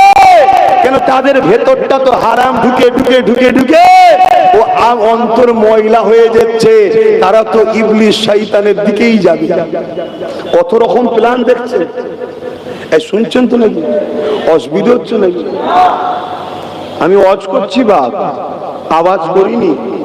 ওয়াজ আলাদা জিনিস, আওয়াজ আলাদা জিনিস। হ্যাঁ, অন্যায়কে বলতে হবে বাপ, আমাদেরকে ধ্বংস করে দিবার প্ল্যান চলছে। আমার জাতের মধ্যে কিছু মুসলমান আছে এখনো অবুঝ, বুঝতে পারছে না। আল্লাহ সেইগুলোকে হেদায়েত করুক, বলুন আল্লাহুম্মা আমিন। আবার আমার জাতের সেজে কিছু মুসলিম নামদারি মুনাফিক আছে, তারা সবই বোঝে কিন্তু তারা মূলত আমার জাতকে মিটাবার জন্য ওদের সঙ্গে সেটিং করে আছে। সময় যখন হবে সব দেখবেন ইসলাম ছেড়ে দিয়ে লাভ মেরে বেঈমান হয়ে যাবে, প্রকাশ্য ইসলাম ছেড়ে দেবে। আরে বাবা, ইতিহাস বলছি, স্পেনের ইতিহাস শুনবেন কি করে মুসলমানদের শেষ করেছিল, সব উত্তর পাবে। হযরত আম্মা জান মা সাদ্দাকে বলল, এ মা সাদ্দা, তুমি কি কথা বলছো? তোমার এত সাহস কোথা থেকে হলো? তুমি কি জানো না আমি তোমার সঙ্গে কি ব্যবস্থাটা করতে পারি, তোমার উপরে কত আযাবটা দিতে পারি? হযরত মা সাদ্দা বলেছিলেন, এ ফেরাউন শুনে দাও, আল্লাহ আমাকে গরীব করে পরীক্ষা নিচ্ছে, তোমাকে রাজা বানিয়ে পরীক্ষা নিচ্ছে। তোমার উচিত হবে জুলুমকে বন্ধ করে দিয়ে তোমার স্রষ্টা যিনি তোমাকে দুটো হাত দিয়েছে, দুটো পা দিয়েছে, দুটো চোখ দিয়েছে, যিনি তোমাকে সহিংসা রাজা বানিয়েছে, সেই মহান আল্লাহকে তোমার উচিত হবে মেনে নেওয়া। মা সাদ্দার এই কথা শুনে ফেরাউন রেগে লাল হয়ে গেল। এত বড় কথা আমাকে মানিস না, উপরন্তু আমাকে বলছিস মুসার প্রচার করা আল্লাহকে মেনে নিতে? আমার কি অভাব আছে আমি মুসার কথা মানতে যাব? আমার কোনো অভাব নাই, আমার কোনো বিমারও নাই। এই যুবকেরা কিতাবের মধ্যে রয়েছে ফেরাউনের বিমার হতো না। এই বিমার হওয়া এটা ভালো লক্ষণ, খারাপ নয়। কেন বিমার দিয়ে আল্লাহ তোমাকে আমাকে পরীক্ষা নেয়, বান্দা কতটা ধৈর্য সবর করতে পারে। আসেন আগিয়ে যায় ফেরাউন তার সৈন্যদেরকে জানিয়ে দিল, বিশাল একটা কড়া জোগাড় করো, ওই কড়াতে তেল দাও আর আগুন দিয়ে তেলটাকে টকবক করে ফুটাতে লাগো। এই টকবক করে ফুটতে লেগেছে, এমন সময় ফেরাউন চলে আসলো। মা সাদ্দাকে এই জায়গায় হাজির করানো হলো, মা সাদ্দার তিনটে সন্তানকেও হাজির করানো হলো। এবার আম্মা জানেরা মন দিয়ে শোনেন, আজকে ঘুমাবেন, কালকে সূর্য উঠবে, আমি উঠবো কি কোনো গ্যারান্টি নাই, কে উঠবেন কোনো গ্যারান্টি নাই। এই দুনিয়া দুদিনের জিন্দেগির জন্য ইসলামের দুশ্মনদের সাথ দেবেন না, গুনার মাপ আছে। ইসলামের ক্ষতি করলে মাপ নাই, ইসলামের দুশ্মনকে শক্তিশালী করলে মাপ নাই। কেননা দিনের মতো সত্য হয়ে যাচ্ছে, ইসলামের দুশ্মনদেরকে চিনা যাচ্ছে। তাই বলে দিই, সতর্ক সাবধান হয়ে যায়। এ যুবকেরা, তরুণীরা, বাবেরা, এই সময় মা সাদ্দাকে হাজির করিয়ে দেওয়া হলো, পাশে তিনটে বাচ্চাকে দাঁড় করানো হলো। এমন করে ফেরাউন বলতে লাগলো, এ মা সাদ্দা রে, তুই যদি চাস আমাকে খোদা বলে মেনে নে, তাহলে তোকে বাচ্চাদেরকে আজাদ করে দেবো, অনেক অর্থ দেবো, অনেক কিছু পুরস্কার তোকে দেবো। এ মা সাদ্দা, আর যদি না চাস, আমার কথা যদি না শুনি, এই গরম করার তেলে এক এক এক করে তোর বাচ্চাগুলোকে সব মেরে ফেলবো। শুনছেন? এই পরীক্ষায় আমরা পড়েছি, আমরা এই পরীক্ষায় পড়েছি। আমাদেরকে শুধু একবার যদি কেউ ফোন করে বলে, হ্যাঁ আব্বাস সিদ্দিকী জলসা শুনতে গেছিস, দাঁড়া তোর টোটোটা বন্ধ, ব্যাস আমরা ভাইকে গেছি। আল্লাহ তোমায় তো পরীক্ষা নিতে পারে, দেখি একে এক মাস না খাইয়ে এই হকের পক্ষে থাকে কি পরীক্ষা নিতে পারে না? পারে না। আমার কম জল সে কেটেছে, আমার কম জল সে কেটেছে শাসকের লোকেরা। আমি হক কথা বলি, শুনছেন তো নাকি? আমাকে তো আল্লাহ পরীক্ষা নিচ্ছিল, দেখি এর জলসাগুলো কেটে কি করে।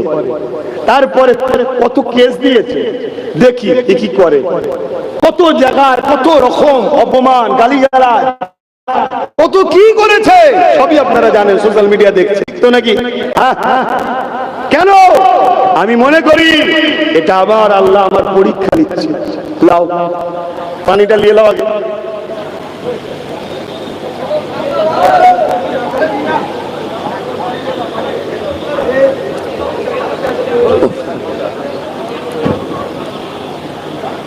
বলবো ত্যাগ স্বীকার করতে হবে, অত সহজ নয়। একটু গরমে যদি করেন তাহলে ময়দানে মাশরে কি হবে? হ্যাঁ, আপনারা একা ভিজছেন, আমার কি হচ্ছে? সব ভিজে গেছে। আর আমি কথা বলছি,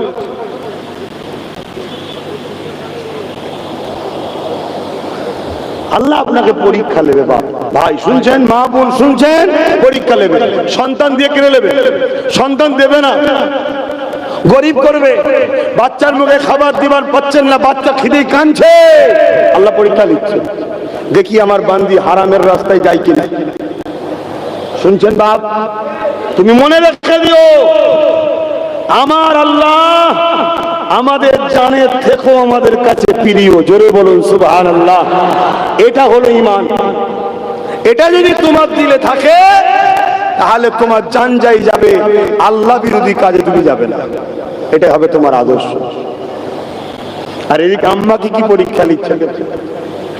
হযরতে মা সাত্তা আম্মা বলছে, শোন জালিম ফেরাউন, তোর হাতে ক্ষমতা আল্লাহ দিয়েছে, আর আমাকে আল্লাহ পরীক্ষা নিচ্ছে। তুই আমার তিনটে বাচ্চা কেন, আমাকেও যদি মেরে ফেলিস আমি মরা পছন্দ করব, আল্লাহ রসুল ছাড়বো না। জোরে বলুন সুবহানাল্লাহ। এই ইতিহাসগুলো ইসলামের দুশমনরা জানে না, জানে না? জোরে বলুন। ওরা ডাইরেক্ট আমাদের ঘরে এইভাবে মারতে আর চাইছে না, কেন জানে এরা এত জেদি ধর্মের উপরে, এদেরকে যদি জুলুম করা হয় এরা জান দিয়ে দেবে, ইসলাম ছাড়বে না। তাই প্ল্যান মাফিক প্রথম আমাদের ঘরে খাদ্যগুলো হারাম খাওয়াচ্ছে, খেয়ে খাইয়ে খাইয়ে আমাদের ভেতরটাকে ইসলামের দরদ থেকে আগে সরাচ্ছে, দুর্বল করছে। তাই তো আজকে আমরা ভয় খাচ্ছি। ভয় খাচ্ছে না, খাই না, সব ভয়ের মধ্যে রয়েছে। সবার কাছে একটাই কথা, সবই বুঝতে পারছি, কি করব যদি ডাকাত চলে আসে? বুঝছেন না, বোঝেন না? সবাই জানে, তাহলে ভয় খেয়েছি না খাইনি আমরা? এই ভয়টা আমাদের মধ্যে ঢুকানো হচ্ছে।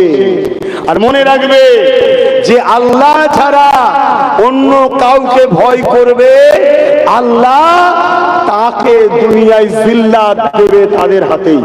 আর যারা আল্লাহকে ভয় করে তাদেরকে কেউ মিটাতে পারে না। জোরে বলুন সুবহানাল্লাহ। মনে রাখবে, মৃত্যুটা বড় জিনিস নয়, মৃত্যু তো হবেই রে বাবা।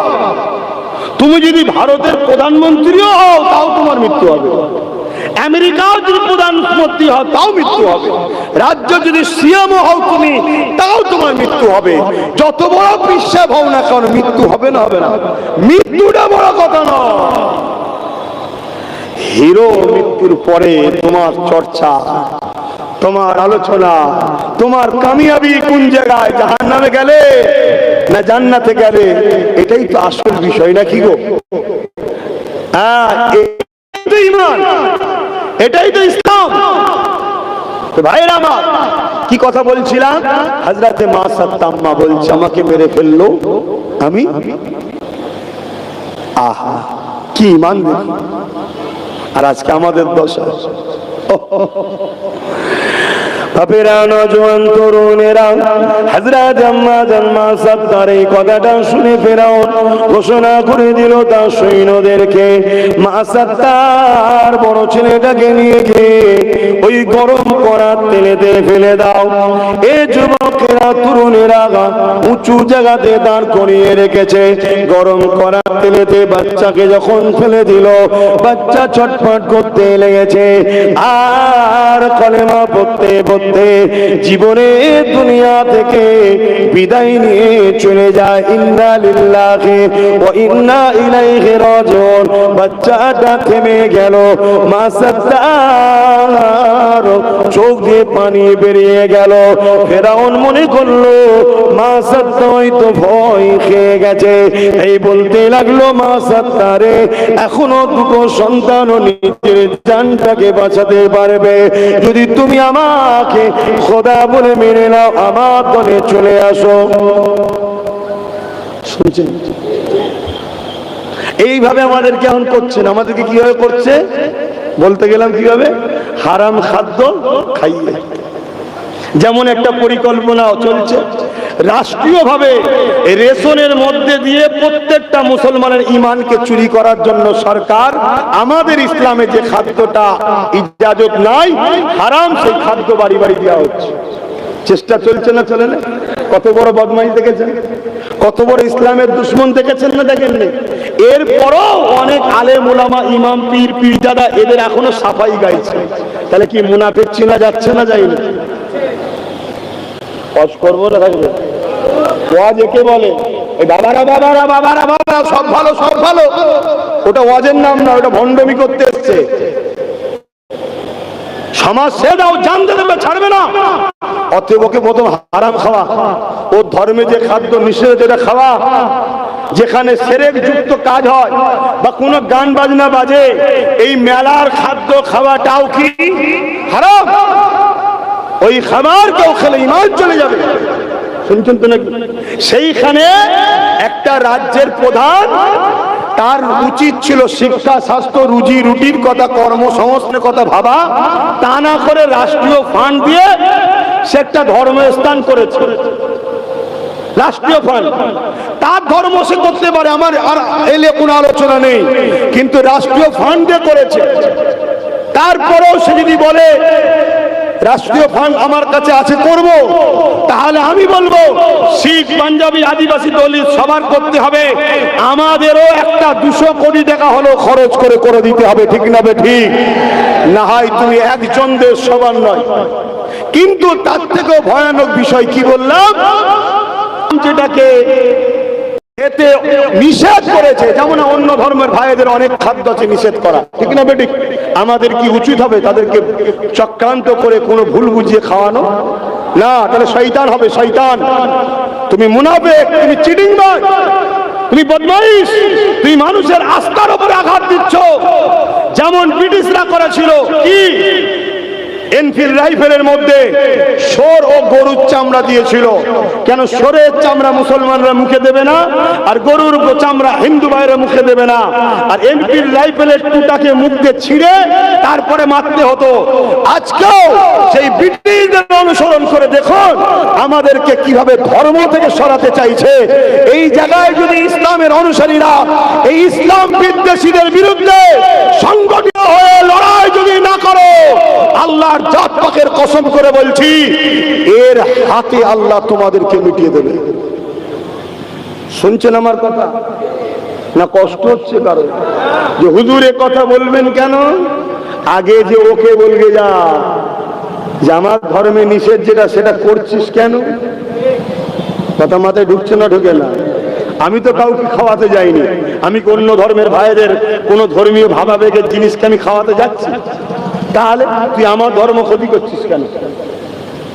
আহা, আমি জানি না জুম্মায় ইমাম সাহেবরা এলে আলোচনা করেছে কি আমার জানা নাই, এলিয়ে জুম্মায় মুসলিমদের কাছে সতর্ক করেছে কি আমার জানা নাই। তবে আমার রাসূলুল্লাহর একটা হাদিস আপনাদের বলে যায়। আল্লাহ নবী বললেন আখরি জামানায় মসজিদ ভর্তি নামাজি থাকবে, একটা ইমানদার থাকবে না। শুনছেন? তার পরিকল্পনার একটা পরিকল্পনা হচ্ছে এইটা। এইভাবে যদি সেরেক যুক্ত খাবার আমাদেরকে খাওয়ায়, ঈমান থাকবে? আরে কথা বলছে না তো। লোক দেখছে মিষ্টি, তো মিষ্টি নয়, কি উদ্দেশ্য বল? শুনছেন না শোনেন? আবার আমাদের সমাজে একটা বাক্য চলে কি, ধর্ম যার যার উৎসব। এটা ইসলাম বিদ্বেষীদের কথা। ধর্ম যার যার উৎসব সবার একথা যদি মুসলমান বলে, সঙ্গে সঙ্গে মুসলমানটা বেঈমানে যাবে। কেন? ধর্মকে কেন্দ্র করে উৎসব হয়, আর যে উৎসবে শিরক হয় ওই উৎসব কখনো ইসলামের অনুসারীদের আমাদের হতে পারে না।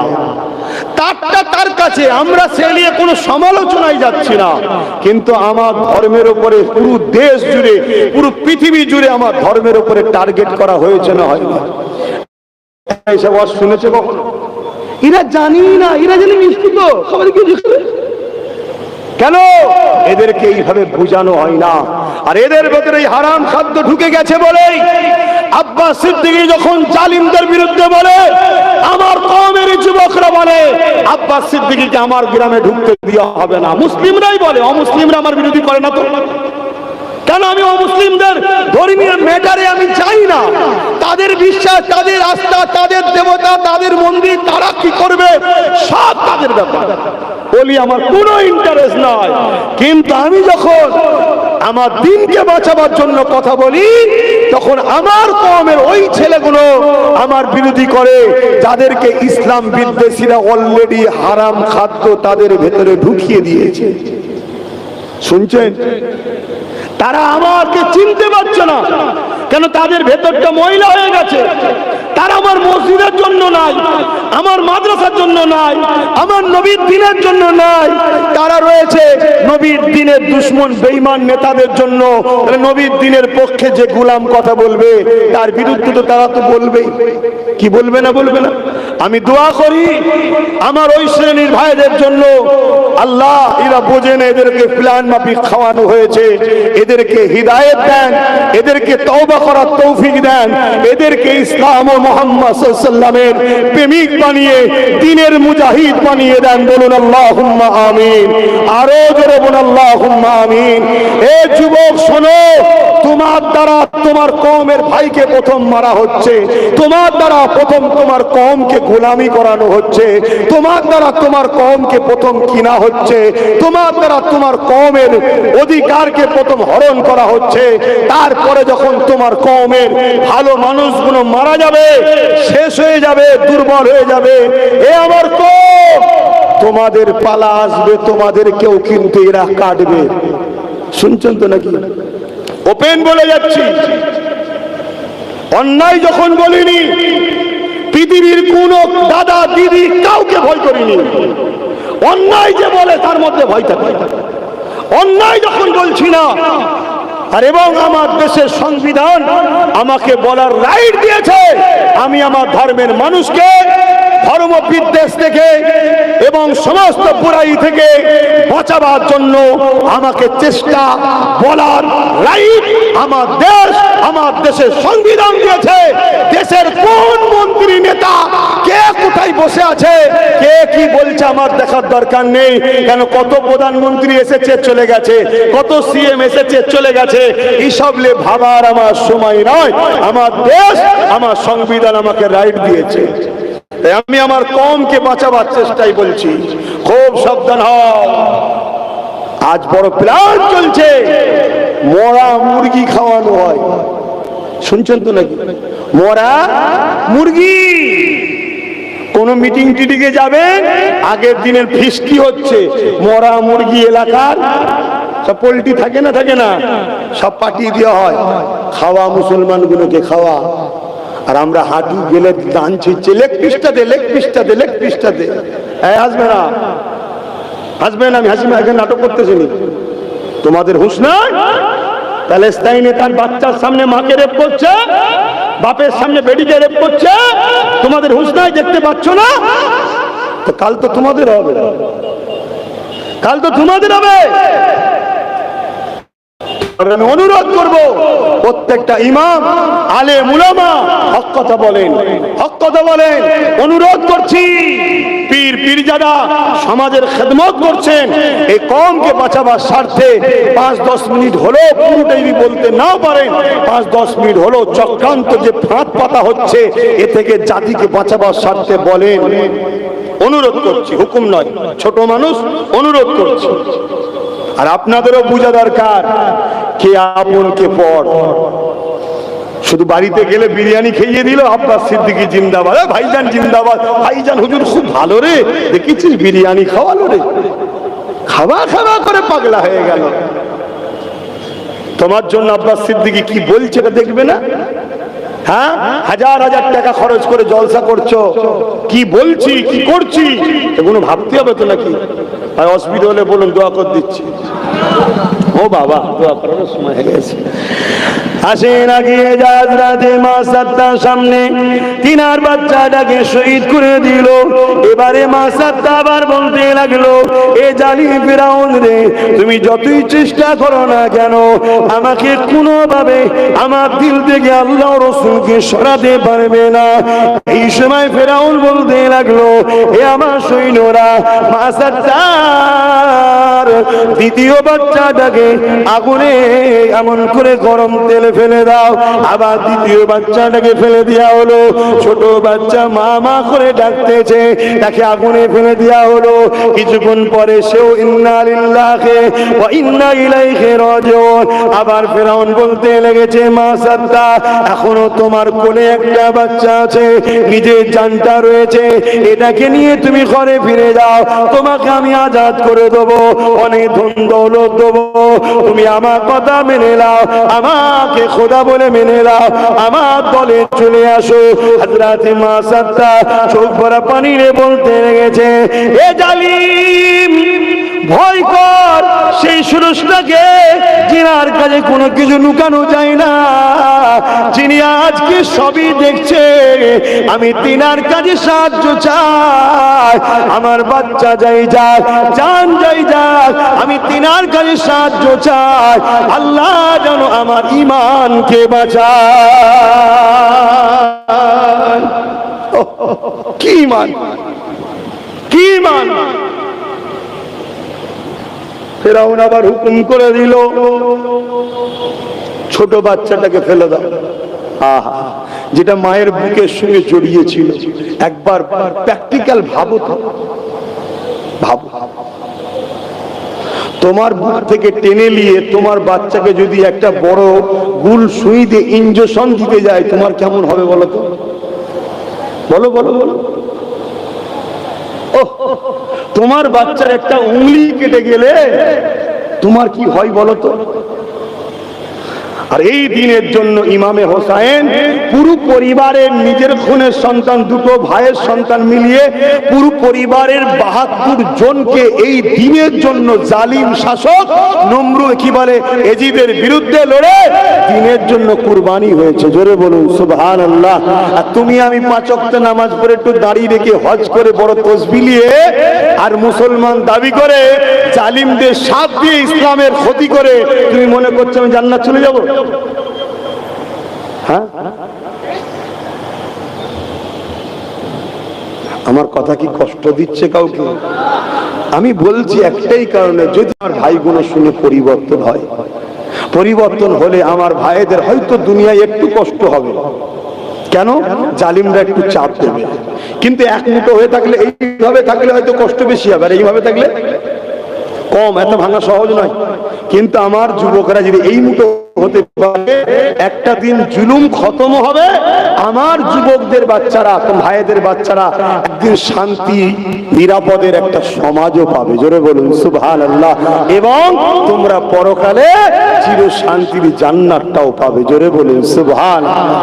এজন্য বুঝাচ্ছি তো।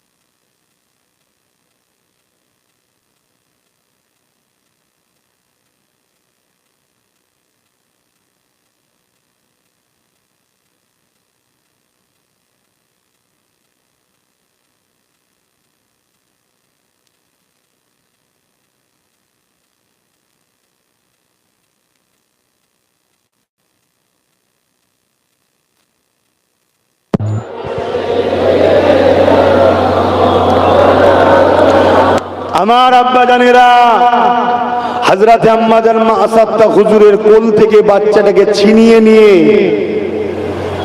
ছোট্ট বাচ্চা আগুনে ফেলে দিল, এই করাত তেলে ফেলে দিল। ইন্না লিল্লাহি ওয়া ইন্না ইলাইহি রাজিউন। আম্মা জান মা আসাদা আবার বলছে, মা আসাদা এখনো সময় আছে, তোর জানটা বাঁচা। আম্মা জান ওই সময় বলেছিলেন, এ জালিম মা তার সন্তানদেরকে কত ভালোবাসে তুই জানিস কি জানি না? নিজের জানের থেকে মায়েরা বাচ্চাদেরকে বেশি ভালোবাসে, ঠিক না বেশি? আমার মায়েরা শুনছে, আমার আম্মা জানেরা, অবশ্যই আল্লাহ আপনাদেরকে বড় মায়া দিয়েছে, বড় মমতা দিয়েছে, কিন্তু মারে বাচ্চা থেকে প্রিয় হলো আল্লাহ, বাচ্চা থেকে প্রিয় হলো রাসূলুল্লাহ, বাচ্চা থেকে প্রিয় হলো কালামুল্লাহ, বাচ্চা থেকে প্রিয় হলো দ্বীন ইসলাম। আমি তুমি বেঁচে থাকার কোনো জরুরি নাই, আমি তুমি মরে গেলে কোনো অসুবিধাও নাই, কিন্তু আমার দিনের কোনো ক্ষতি হওয়া যেতে দেবে না। তরুণেরা হযরত মা সাদ্দা চোখ ভরা পানি নিয়ে বড় ঘাবড়াতে লেগেছে। কি অবস্থা হয়ে গেল, কি হয়ে গেল? আসমানে দিয়ে মুখ তুলে আল্লাহ আল্লাহ আল্লাহ করে আওয়াজ দিতে লেগেছে। এই সময় গরম করা তেলের ভেতর থেকে ওই বড় ছেলে আর মেজ ছেলেটা আওয়াজ দিতে লেগেছে, মারে ঘাবড়ে যেও না মা, দুনিয়ার মানুষ দেখছে গরম তেলের মধ্যে আমাদেরকে জালিম ফেলেছে। মারে জান বেরোনোর কষ্ট তো সামান্য হয়, তবে অতটাও কষ্ট আল্লাহ আমাদেরকে দেয়নি মা। এই গরম তেলের মধ্যে আল্লাহ আমাদেরকে তিন ভাইকে জান্নাত দেখাতে লেগেছে।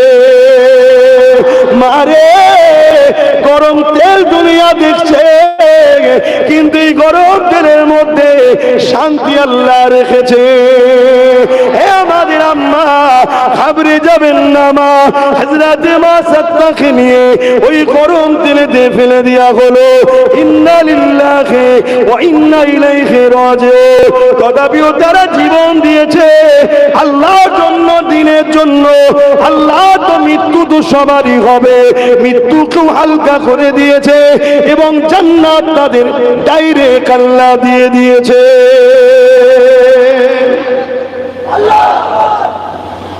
সাবধান, খারাপ নিলে হবে না। আমার ইমাম আলেম ওলামা ভাইদেরকে সম্মানের সাথে বলছি, 2,5-3 হাজার টাকায় বিক্রি হয়ে যাবেন না, 2,5-3 হাজার টাকায় বিক্রি হয়ে যাবেন না। প্রথম কথা হচ্ছে ওই টাকাটা কিসের আপনাকে জানতে হবে। খোলাসা বলেছে কিসের টাকা? মদের টাকা, সুদের টাকা, দেহ বিক্রি করা টাকা, কিসের টাকা জানেন না। এই অনুরোধ করে যাচ্ছি, আমার বিরোধী করবেন না। আপনারা যদি আমার সাথ দেন, ওয়াকাফ যেটা আপনাদের সম্পদ, এই সম্পদ থেকে পার মাসে 20,000 টাকা ইমামদের, মুয়াজ্জিনদের 10-12 হাজার টাকা দেওয়া যাবে, তাও একটুও কমবে না। এত টাকা আমাদের আছে। শুনছেন? যদি বিশ্বাস করেন আমার সাথ দেন। কিন্তু এই সামান্য পয়সা নিয়ে যদি আপনি মসজিদে দাঁড়িয়ে মুসল্লিদেরকে বলতে না পারেন, এ মুসল্লিরা, আজ কেন্দ্র সরকার ওয়াকফ কালা কানুন তৈরি করে আমাদের মসজিদ মাদ্রাসা দ্বীন ইসলামের ঐতিহ্যকে মিটাতে চাইছে, আমাদেরকে ভুলে গেলে চলবে না। কেন্দ্র সরকারের এই কালা কানুনের বিরুদ্ধে আমাদেরকে লড়াই করতে হবে। পাশাপাশি রাজ্য সরকার, সে আমাদের দরদি বলে, কিন্তু আজকে তার মুখোশ খুলে গেল। সে নিজে বলছে কেন্দ্রের বিরুদ্ধে এই বাংলায় আন্দোলন করা যাবে না। মসজিদ মাদ্রাসা কবরস্থান নিয়ে, ওয়াকফ নিয়ে যারা কথা বলবে, তারা আমার সবথেকে বড় দুশমন হবে। অতএব নামাজি মুসল্লিরা শোনো, কেন্দ্র সরকার হলো মসজিদ মাদ্রাসা ইসলামের প্রকাশ্য দুশমন, আর রাজ্য সরকার হলো আমাদের সামনে ঘুমটা দিয়ে ইসলামের ভেতরে ভেতরে বন্ধু সেজে মুনাফিক দুশমন। এই কথা যদি ইমাম তুমি মসজিদে বলতে না পারো, আমার ইমাম বন্ধুদের বলে যাচ্ছি, আল্লাহর জাত পাকের কসম করে বলছি, ওই মসজিদের মধ্যে আগামী দিন তোমাকে পুরানো হবে, তোমার পাশে কেউ জাতি দাঁড়াবে না। তার নমুনা একটা বলে যাচ্ছি, এই বাড়াইপুরে মসজিদের ভেতরে ঢুকে পেশাব করে দিচ্ছে। ইমামের বাড়ি পুড়াতে গেছে, ইমাম পালিয়েছিল তাই বাড়িটা পুড়িয়েছে, বিচার হয়েছে? হয়নি। উপরন্তু এই বাংলায় তোমার জেলার একজন রয়েছে, দিন রাত মুসলমানদেরকে টার্গেট করে কথা বলবে, তাকে পাহারা দেওয়ার জন্য 100-200 করে পুলিশ দেওয়া হচ্ছে, যাতে করে তার ক্ষতি না হয়। সে যেন বেশি বেশি করে মুসলমানদের বিরুদ্ধে বিষ উগলে আমার সম্প্রীতির ভার বাংলার ও আর হেদায়েতে করে একত্রিত তাড়াতাড়ি করতে পারে, যাতে করে বাংলায় এ যাবে ও আসবে সেই রাস্তা তৈরি করার পরিকল্পনা চলছে। কিন্তু আমার জাত বুঝছো না এখনো, শুনছেন তো নাকি? দ্বিতীয় নম্বর, আমাদের সমাজে কিছু আলেম উলামা, পীর পীরজাদা, কেউ একটা গাড়ির জন্য, কেউ একটা আলোর জন্য, কেউ একটা ঘরের, কেউ একটা পদের জন্য তার পিছনে দুটো গাড়ি ছুটবে, কার আগে পুলিশ গাড়ি, পিছনে পুলিশ গাড়ি, কেউ একটা স্করপিও, কেউ একটা ফরচুনার পাওয়ার জন্য আমার জাতের রাহনুমা সেজে অনেক আলেম উলামা পীরজাদা আছে যারা এই সমাজের নিরীহ মুসলমানগুলোকে এই জালিমদের হাতে বিক্রি করছে। এই গাদ্দারদের ঘরেও চিনা দরকার আছে না? না, যদি চিনতে না পারো তাহলে বড় ভয়ানক বিপদ তোমাদের জন্য অপেক্ষা করছে। আমি জানি এই কথা বলার জন্য আমার জলসা কাটবে, এই কথা বলার জন্য আমার জলসায় যারা যাবে তাদেরকে টার্গেট করা হবে। দীর্ঘ 5 বছর ধরে সরকার টার্গেট করছে, তার আগে আরো অনেকে টার্গেট করেছে। আল্লাহ শুকর করে বলছি, কেউ যদি একটা দরজা বন্ধ করে দেয়, আমার আল্লাহ 1000টা দরজা আব্বাস সিদ্দিকীর খুলে দেয়। জোরে বলুন, জোরে নারে তাকবীর, জোরে বলুন নারে তাকবীর। কিন্তু আমি ভুল কিছু বলছি, ভুল কিছু বললাম?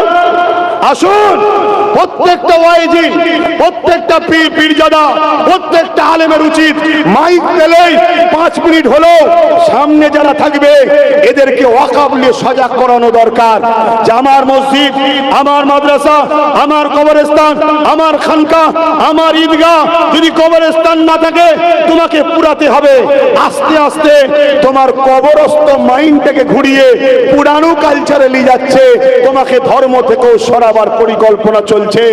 মিলিয়ে দেখো, উভয় সমানভাবে চেষ্টা করছে তোমাকে আমাকে ইসলাম থেকে মুছে দিবার। তাই এই জায়গায় প্রত্যেকটা আলেম উলামা মাইক যখন পাবে প্রত্যেকের 5 মিনিট হলেও বলা দরকার যে বাবরি মসজিদ শহীদ হয়ে গিয়েছিল, সুপ্রিম কোর্টে কেস চলছিল, কিন্তু আমরা চুপ ছিলাম বলে একটা রায় বেরোলো যে রায়টা সংবিধানের পক্ষে ছিল না, সংবিধান বিরোধী। আজও সুপ্রিম কোর্টে কেস চলছে। আমরা যদি ঘুমিয়ে পড়ি, ওয়াকফ আন্দোলন বন্ধ করে দিই, ওয়াকফ চর্চা বন্ধ করে দিই, আমার জাত যদি ঘুমিয়ে যায়, তাহলে টোটাল ভারতবর্ষের ঐতিহাসিক মসজিদ, মাদ্রাসা, কবরস্থান, ঈদগাহ, খানকাগুলো সব কেন্দ্র সরকার দখল করে নিয়ে আদানি আম্বানিদের হাতে তুলে দেবে। কিন্তু রাজ্য সরকার, আপনার তো বিরুদ্ধে আন্দোলন ছিল না, আপনি তাহলে বিরোধী করলেন কেন? বিরোধী করার কারণ কি? মন দিয়ে শোনো, একটা আইন তৈরি করছে কেন্দ্র সরকার। ওই আইনে লিখেছে কেউ যদি ওয়াকফ সম্পদকে 12 বছর দখল করে রাখে, সেই ওয়াকফটা তার হয়ে যাবে। এতদিনে আইন ছিল না, এতদিন ছিল যত বছরই দখল করে রাখো, সরকার বা প্রশাসন যদি ওয়াকফ সম্পত্তির কমিটি যদি বলে উদ্ধার করে দিতে হবে, তাকে ছেড়ে দিতে হবে। কিন্তু কেন্দ্র সরকার, মুসলমানদের দুশ্মন সরকার, সে আইন তৈরি করছে 12 বছর দখল করে রাখলে তার হয়ে যাবে। রাজ্য সরকার দেখছে এই আইনটা খুব ভালো আইন। কেন? আমি নিজে 75,000 বিঘে জমি 13-14 বছর ধরে দখল করে রেখেছি। কত বিঘে? মুসলমানদের মসজিদের জায়গা, কবরস্থানের জায়গা, খানকার জায়গা, ও আল্লাহর জায়গা দখল করবে, কোরআন দ্বীনের জায়গা দখল করবে, আর তুমি তাকে সাপোর্ট করে বলবে আমি মুসলমান? একই রকম চিটিংবাজি। চলে আসেন, শেষ করব, কষ্টকর হচ্ছে। একটা হাদিস বলে যাচ্ছি, এই হাদিসটা শোনার পরে যদি কারো কষ্ট হয় কলেমা রদ্দ কবুল পড়ে নেবেন। হাদিস হলো এটা, রাসূল পাক সাল্লাল্লাহু আলাইহি সাল্লাম বলছেন, অন্যায় দেখলে হাত দিয়ে রোখো। বলুন, অন্যায় দেখলে হাত দিয়ে রোখো। যদি হাত দিয়ে রুখতে না পারো, মুখ দিয়ে প্রতিবাদ করো। অন্যায়ের বিরুদ্ধে খতম করার জন্য যদি মুখ দিয়ে প্রতিবাদ করতে না পারো, অন্তর থেকে ঘৃণা করো। যদি এই তিনটের মধ্যে কোনোটা তোমার মধ্যে না থাকে, তাহলে তার মধ্যে ঈমান নাই। কি নাই? ঈমান নাই। নবী এমনি বলেন যে মসজিদ ভর্তি নামাজি থাকবে, একটাও ঈমানদার থাকবে না। এই একটা বলতে ইমামও ধরা পড়ছে না, পড়ে নেই। আসেন সবাই মুখ খোলেন। আর আব্বাস সিদ্দিকী যদি সাথ দেন, পিছনে দাঁড়ান, সামনে আসতে না, বুলেটের গুলি আগে খেতে হয়, আমি খাবো, অত ঘাবড়াচ্ছেন কেন? হ্যাঁ, বেশ থাকবো নাকি সারা জীবন? হক কথা বলতে হবে। আমি তো কারোর উপর জুলুম করছি না, কারোর উপর মিথ্যা চাপিয়ে দিচ্ছি না, কোনো ধর্মের বিরুদ্ধেও তো বলছি না, আমি জুলুমের বিরুদ্ধে কথা বলছি, ঠিক না বেঠিক? চলে আসেন, আজকে উদাহরণস্বরূপ বলছি, কেন্দ্র সরকার যে ওয়াকফ বিলটা করেছে, এটা ন্যায় করেছে না অন্যায় করেছে? নবীর হাদিস অনুযায়ী এই বিলের বিরুদ্ধে হাত দিয়ে রুখতে হবে, আমাদের হাতে ক্ষমতা নেই। দ্বিতীয় নম্বর কি, মুখ দিয়ে প্রতিবাদ করতে হবে, এটার ক্ষমতা আছে না নাই? আর যদি নাও থাকে, আগামী দিন নন্দকুমার এই আইল্যান্ডের আশপাশে কোন জায়গায় যদি জনসভা করি কেন্দ্র সরকারের কালাকানুনের বিরুদ্ধে, একটু আশা দরকার আছে না নাই? হাত তুলে বলুন, দরকার আছে না নাই? ওইখানে বসে প্রতিবাদকে সাপোর্ট করা মানে আপনারও বলা হয়ে গেল, ঠিক না বেঠিক? তাহলে দ্বিতীয় নম্বর, মুখ দিয়ে প্রতিবাদ করো, যদি প্রতিবাদ করতে নাও পারো অন্তত ঘৃণা করো, এই ঘৃণাও যদি করতে না পারো, রাসূলের হাদিস অনুযায়ী তার মধ্যে ঈমান, জোরে বলুন না, মাথায় থাকবে। চলে আসে তৃতীয় নম্বর, বিলটা করেছে কে? তাহলে বিরোধী কার হবে? রাজ্য সরকার হঠাৎ করে নাক গলিয়েছে না গলাইনে? কি বলেছে? দিল্লি চলে যাও বলেছে না, বলেন? কেন? পশ্চিম বাংলা কারো জমিদারি নাকি যেখানে তোমার কথা চলবে, তুমি আন্দোলন করবে আর আমরা ঘাস কাটবো? তাহলে বলো, এই ওয়াকফে আন্দোলন করলে সব থেকে বড় দুশ্মন আমি তার হব, এই কথা বলেছে না বলেন? এটা ন্যায় করেছে না অন্যায় করেছে? আল্লাহ নবীর হাদিস অনুযায়ী এর বিরোধী দরকার আছে না নাই? নাম্বার ওয়ান, হাত দিয়ে রাজ্য সরকারের বিরুদ্ধে হাত দিয়ে লড়তে হবে, হাতে ক্ষমতা যদি না থাকে মুখ দিয়ে প্রতিবাদ করতে হবে, যদি মুখেও প্রতিবাদ করার ক্ষমতা না থাকে এর থেকে ঘৃণা করে দূরে সরে যেতে হবে, যদি তিনটের মধ্যে কোনোটা না থাকে আল্লাহ নবীর হাদিস অনুযায়ী তার মধ্যে ঈমান নাই, ঈমান নাই, ঈমান নাই। শুনছেন তো নাকি? হুজুর দলিল নয়, পীরজাদা দলিল নয়, দলিল মুফতি মাওলানা ইমাম নয়, দলিল আব্বাস সিদ্দিকীও নয়, দলিল হলো আদিল্লাতুল ইসলামে আরবাতুন, কোরআন সুন্নাহ ইজমা কিয়াস, মূলত দুটো, হাবিবুল্লাহ আর কালামুল্লাহ, কোরআন শরীফ, মুহাম্মদ রাসূল সাল্লাল্লাহু আলাইহি সাল্লাম। শুনছেন তো নাকি? এবার নবীর কথা কেউ অস্বীকার করবেন? হ্যাঁ, আমাদেরকে মুনাফিক চিনতে হবে না, হবে না? এরপরেও কারা ঘুরঘুর করে দেখতে হবে না, হবে না? হ্যাঁ, যদি এর ভুলটা বুঝে ক্ষমা চেয়ে এলে আলাদা কথা, যে আমার ওটা বলা ভুল হয়েছিল, আমি ক্ষমা চেয়ে নিচ্ছি, তাহলে আলাদা বিষয়, ঠিক না বেঠিক? আর এর সাথে আমার লড়াই অনেক আগে থেকে, জানেন আপনারা?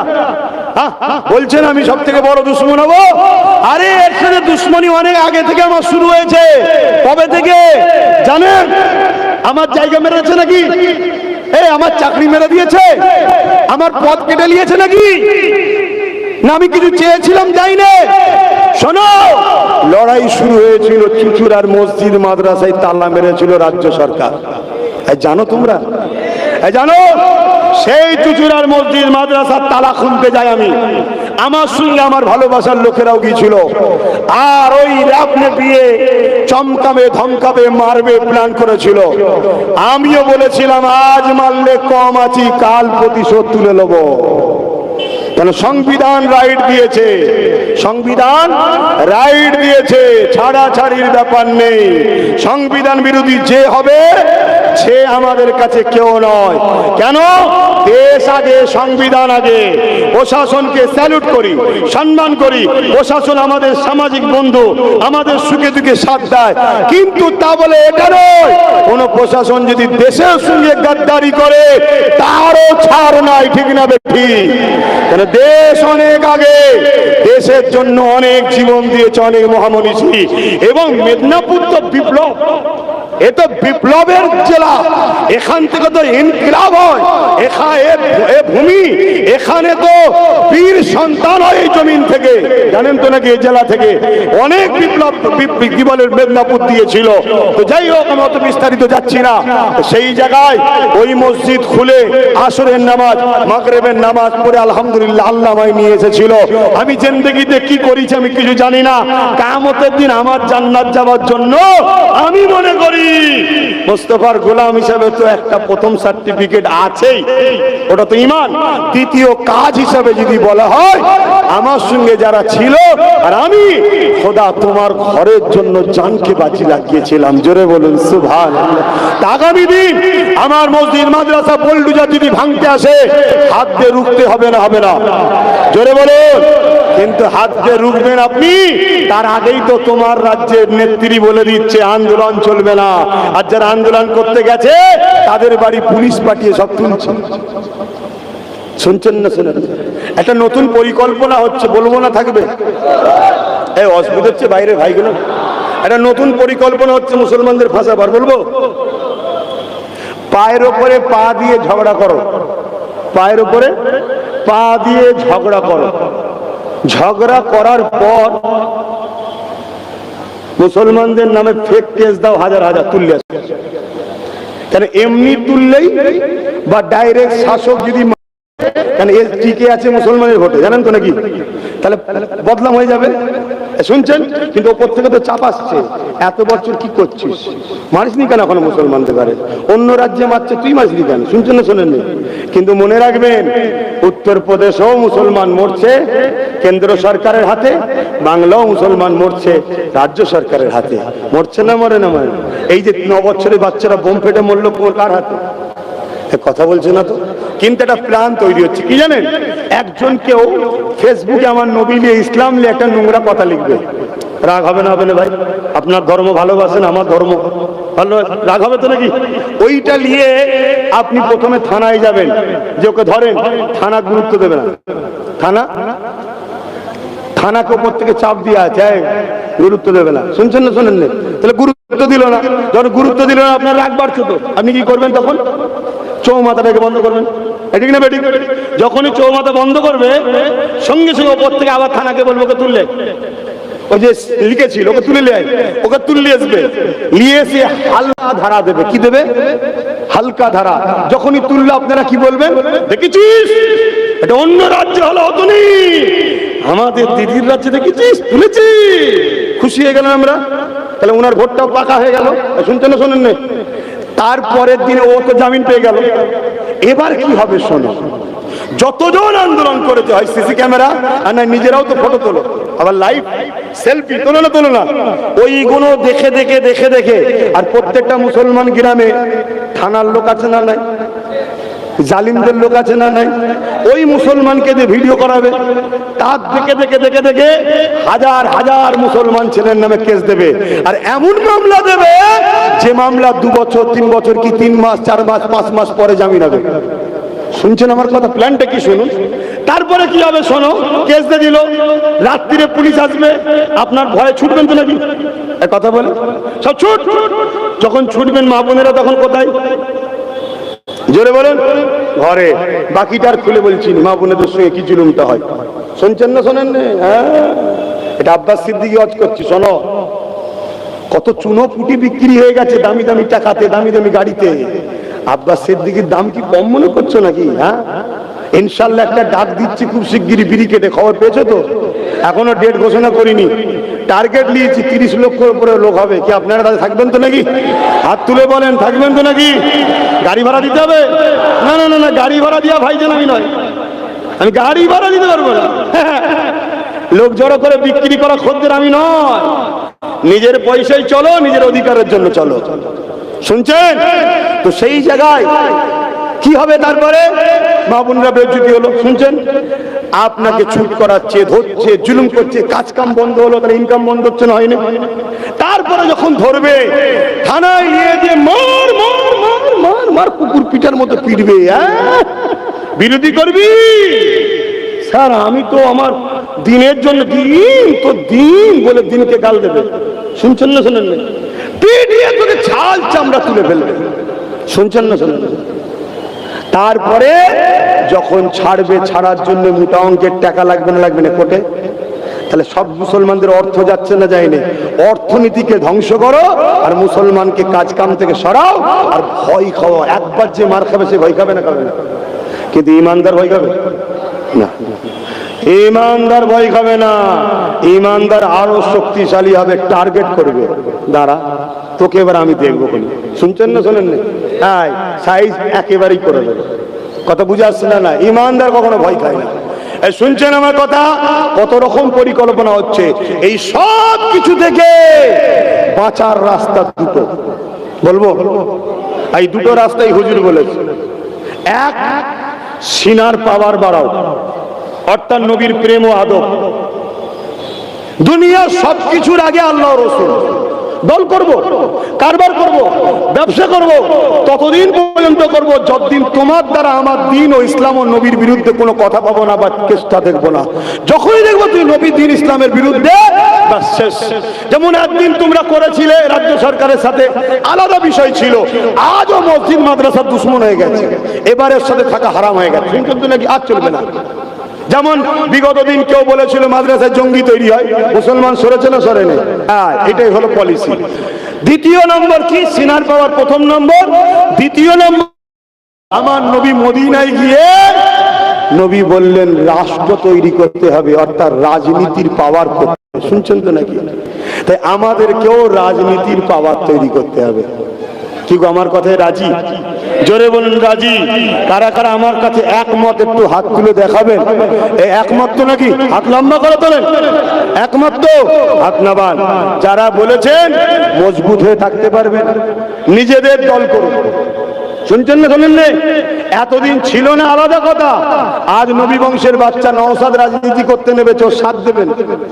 পীরের আওলাদ, নবী বংশের আওলাদ বলে যাচ্ছি, অসুবিধা হচ্ছে নাকি? আমার নবীর মেম্বারে ঈদে মিলাদুন নবীতে দাঁড়িয়ে ঈমান নাপাক অপবিত্র তারা দাঁড়িয়ে যদি নবীর দুশমনের কাজ করতে পারে, নবীর মেম্বারে দাঁড়িয়ে নবীর ঘরের ছেলে, নবীর ঘরের ছেলের জন্য প্রচার করছি, কোন বেঈমানের যদি অসুবিধা হয় সে বেঈমান দূর হয়ে যাবে, আমাদের সামনে না আসে। ঠিক না বেঠে? হারামখোর হারাম খেতে খেতে জবানে সাহস হয়ে গেছে। তোমরা আজকে বলছো আব্বাস সিদ্দিকের কথা বলবে কেন? শয়তান তোর এত বড় সাহস কে দিল? বেঈমান, হারাম খেয়ে খেয়ে দালালি করছিস, এ সাহস হলো কি করে তোমাদের? থাকবে না। আজকে ওরা ক্ষমতা তৈরি করে আমার দিনকে মিটাচ্ছে, আমার মসজিদকে মিটাচ্ছে, আমার ছেলে ভালো ভালো চাকরি ইচ্ছা করে কেস দিচ্ছে। দেখছি সেটা ব্রেনিয়ান ছেলে, আগামী দিনে আইএস আইপিএস হয়ে যেতে পারে, কেস দেবে। আইএস আইপিএস কেস থাকলে আর হবে? ভবিষ্যৎ নষ্ট করে দিচ্ছে। রাজ পাওয়ার নালে লুহা, নালে লুহা কাটা যায় না, রাজ পাওয়ার নালে রাজ পাওয়ারকে কাটা যায় না। আজকে কেন্দ্র সরকার ওয়াকফ বিলটা পাস করলো কিসের জোরে? রাজ পাওয়ারের জোরে। আমাদের রাজ পাওয়ারের দরকার আছে না? নাই। এই একটাই ছিল, একটাই সুপ্রিম কোর্টে কেস করেছে। যদি আরো 40টা থাকতো কেস করতো না? করতো না। আর যাকে গুজে গুজে খাওয়ালে সে কি বলছে? দিল্লি চলে যা, বমি করতে পারে। একটু বোঝো, আব্বাস সিদ্দিকী বলে যাচ্ছে যদি ভালো লাগে লাও, আর নয় যা পারো করবে যাও, বিপদে আসবে না। শুনছেন না? শোনেন? আর আমাকে যারা ভালোবাসো, একটা পরিচয় পত্র রাখতে হবে, তুমি আমার সাথে আছো না নাই। তার জন্য হয় নলেজ সিরিজ দাতা হও, তাহলে সুন্নতুল জামাত কমিটিতে ঢোকো। কথা বুঝে আসছে? এই দুটোর মধ্যে একটাই জড়াও। আর ইমাম ভাইয়ের আবার বলছি, যদি সাথ দেন, একবার কমসে কম প্রকাশ্য যদি নাও দেন, কি করে 20,000 হবে? আমার সাথে পার্সোনাল বসুন না, আমি প্রকাশ্য বলা যাবে না সব কথা। আরে তোমার জেলায় আছে আমাদের দুশ্মন একটা, আছে না? নাই? হ্যাঁ, সে জেনে গেলে অসুবিধা আছে, সব কথা প্রকাশ্য বলা যায়? ওই জন্যে তুমি গোপনে এসে আলোচনা করো, আমি তোমায় রাস্তা দেখাবো। আর তোমরা যদি এক হতে পারো, সামনেই তোমাদের মাইনে চালু হয়ে যাবে, আমি চ্যালেঞ্জ দিচ্ছি। কথা শেষ। কেউ বেজার হলেন?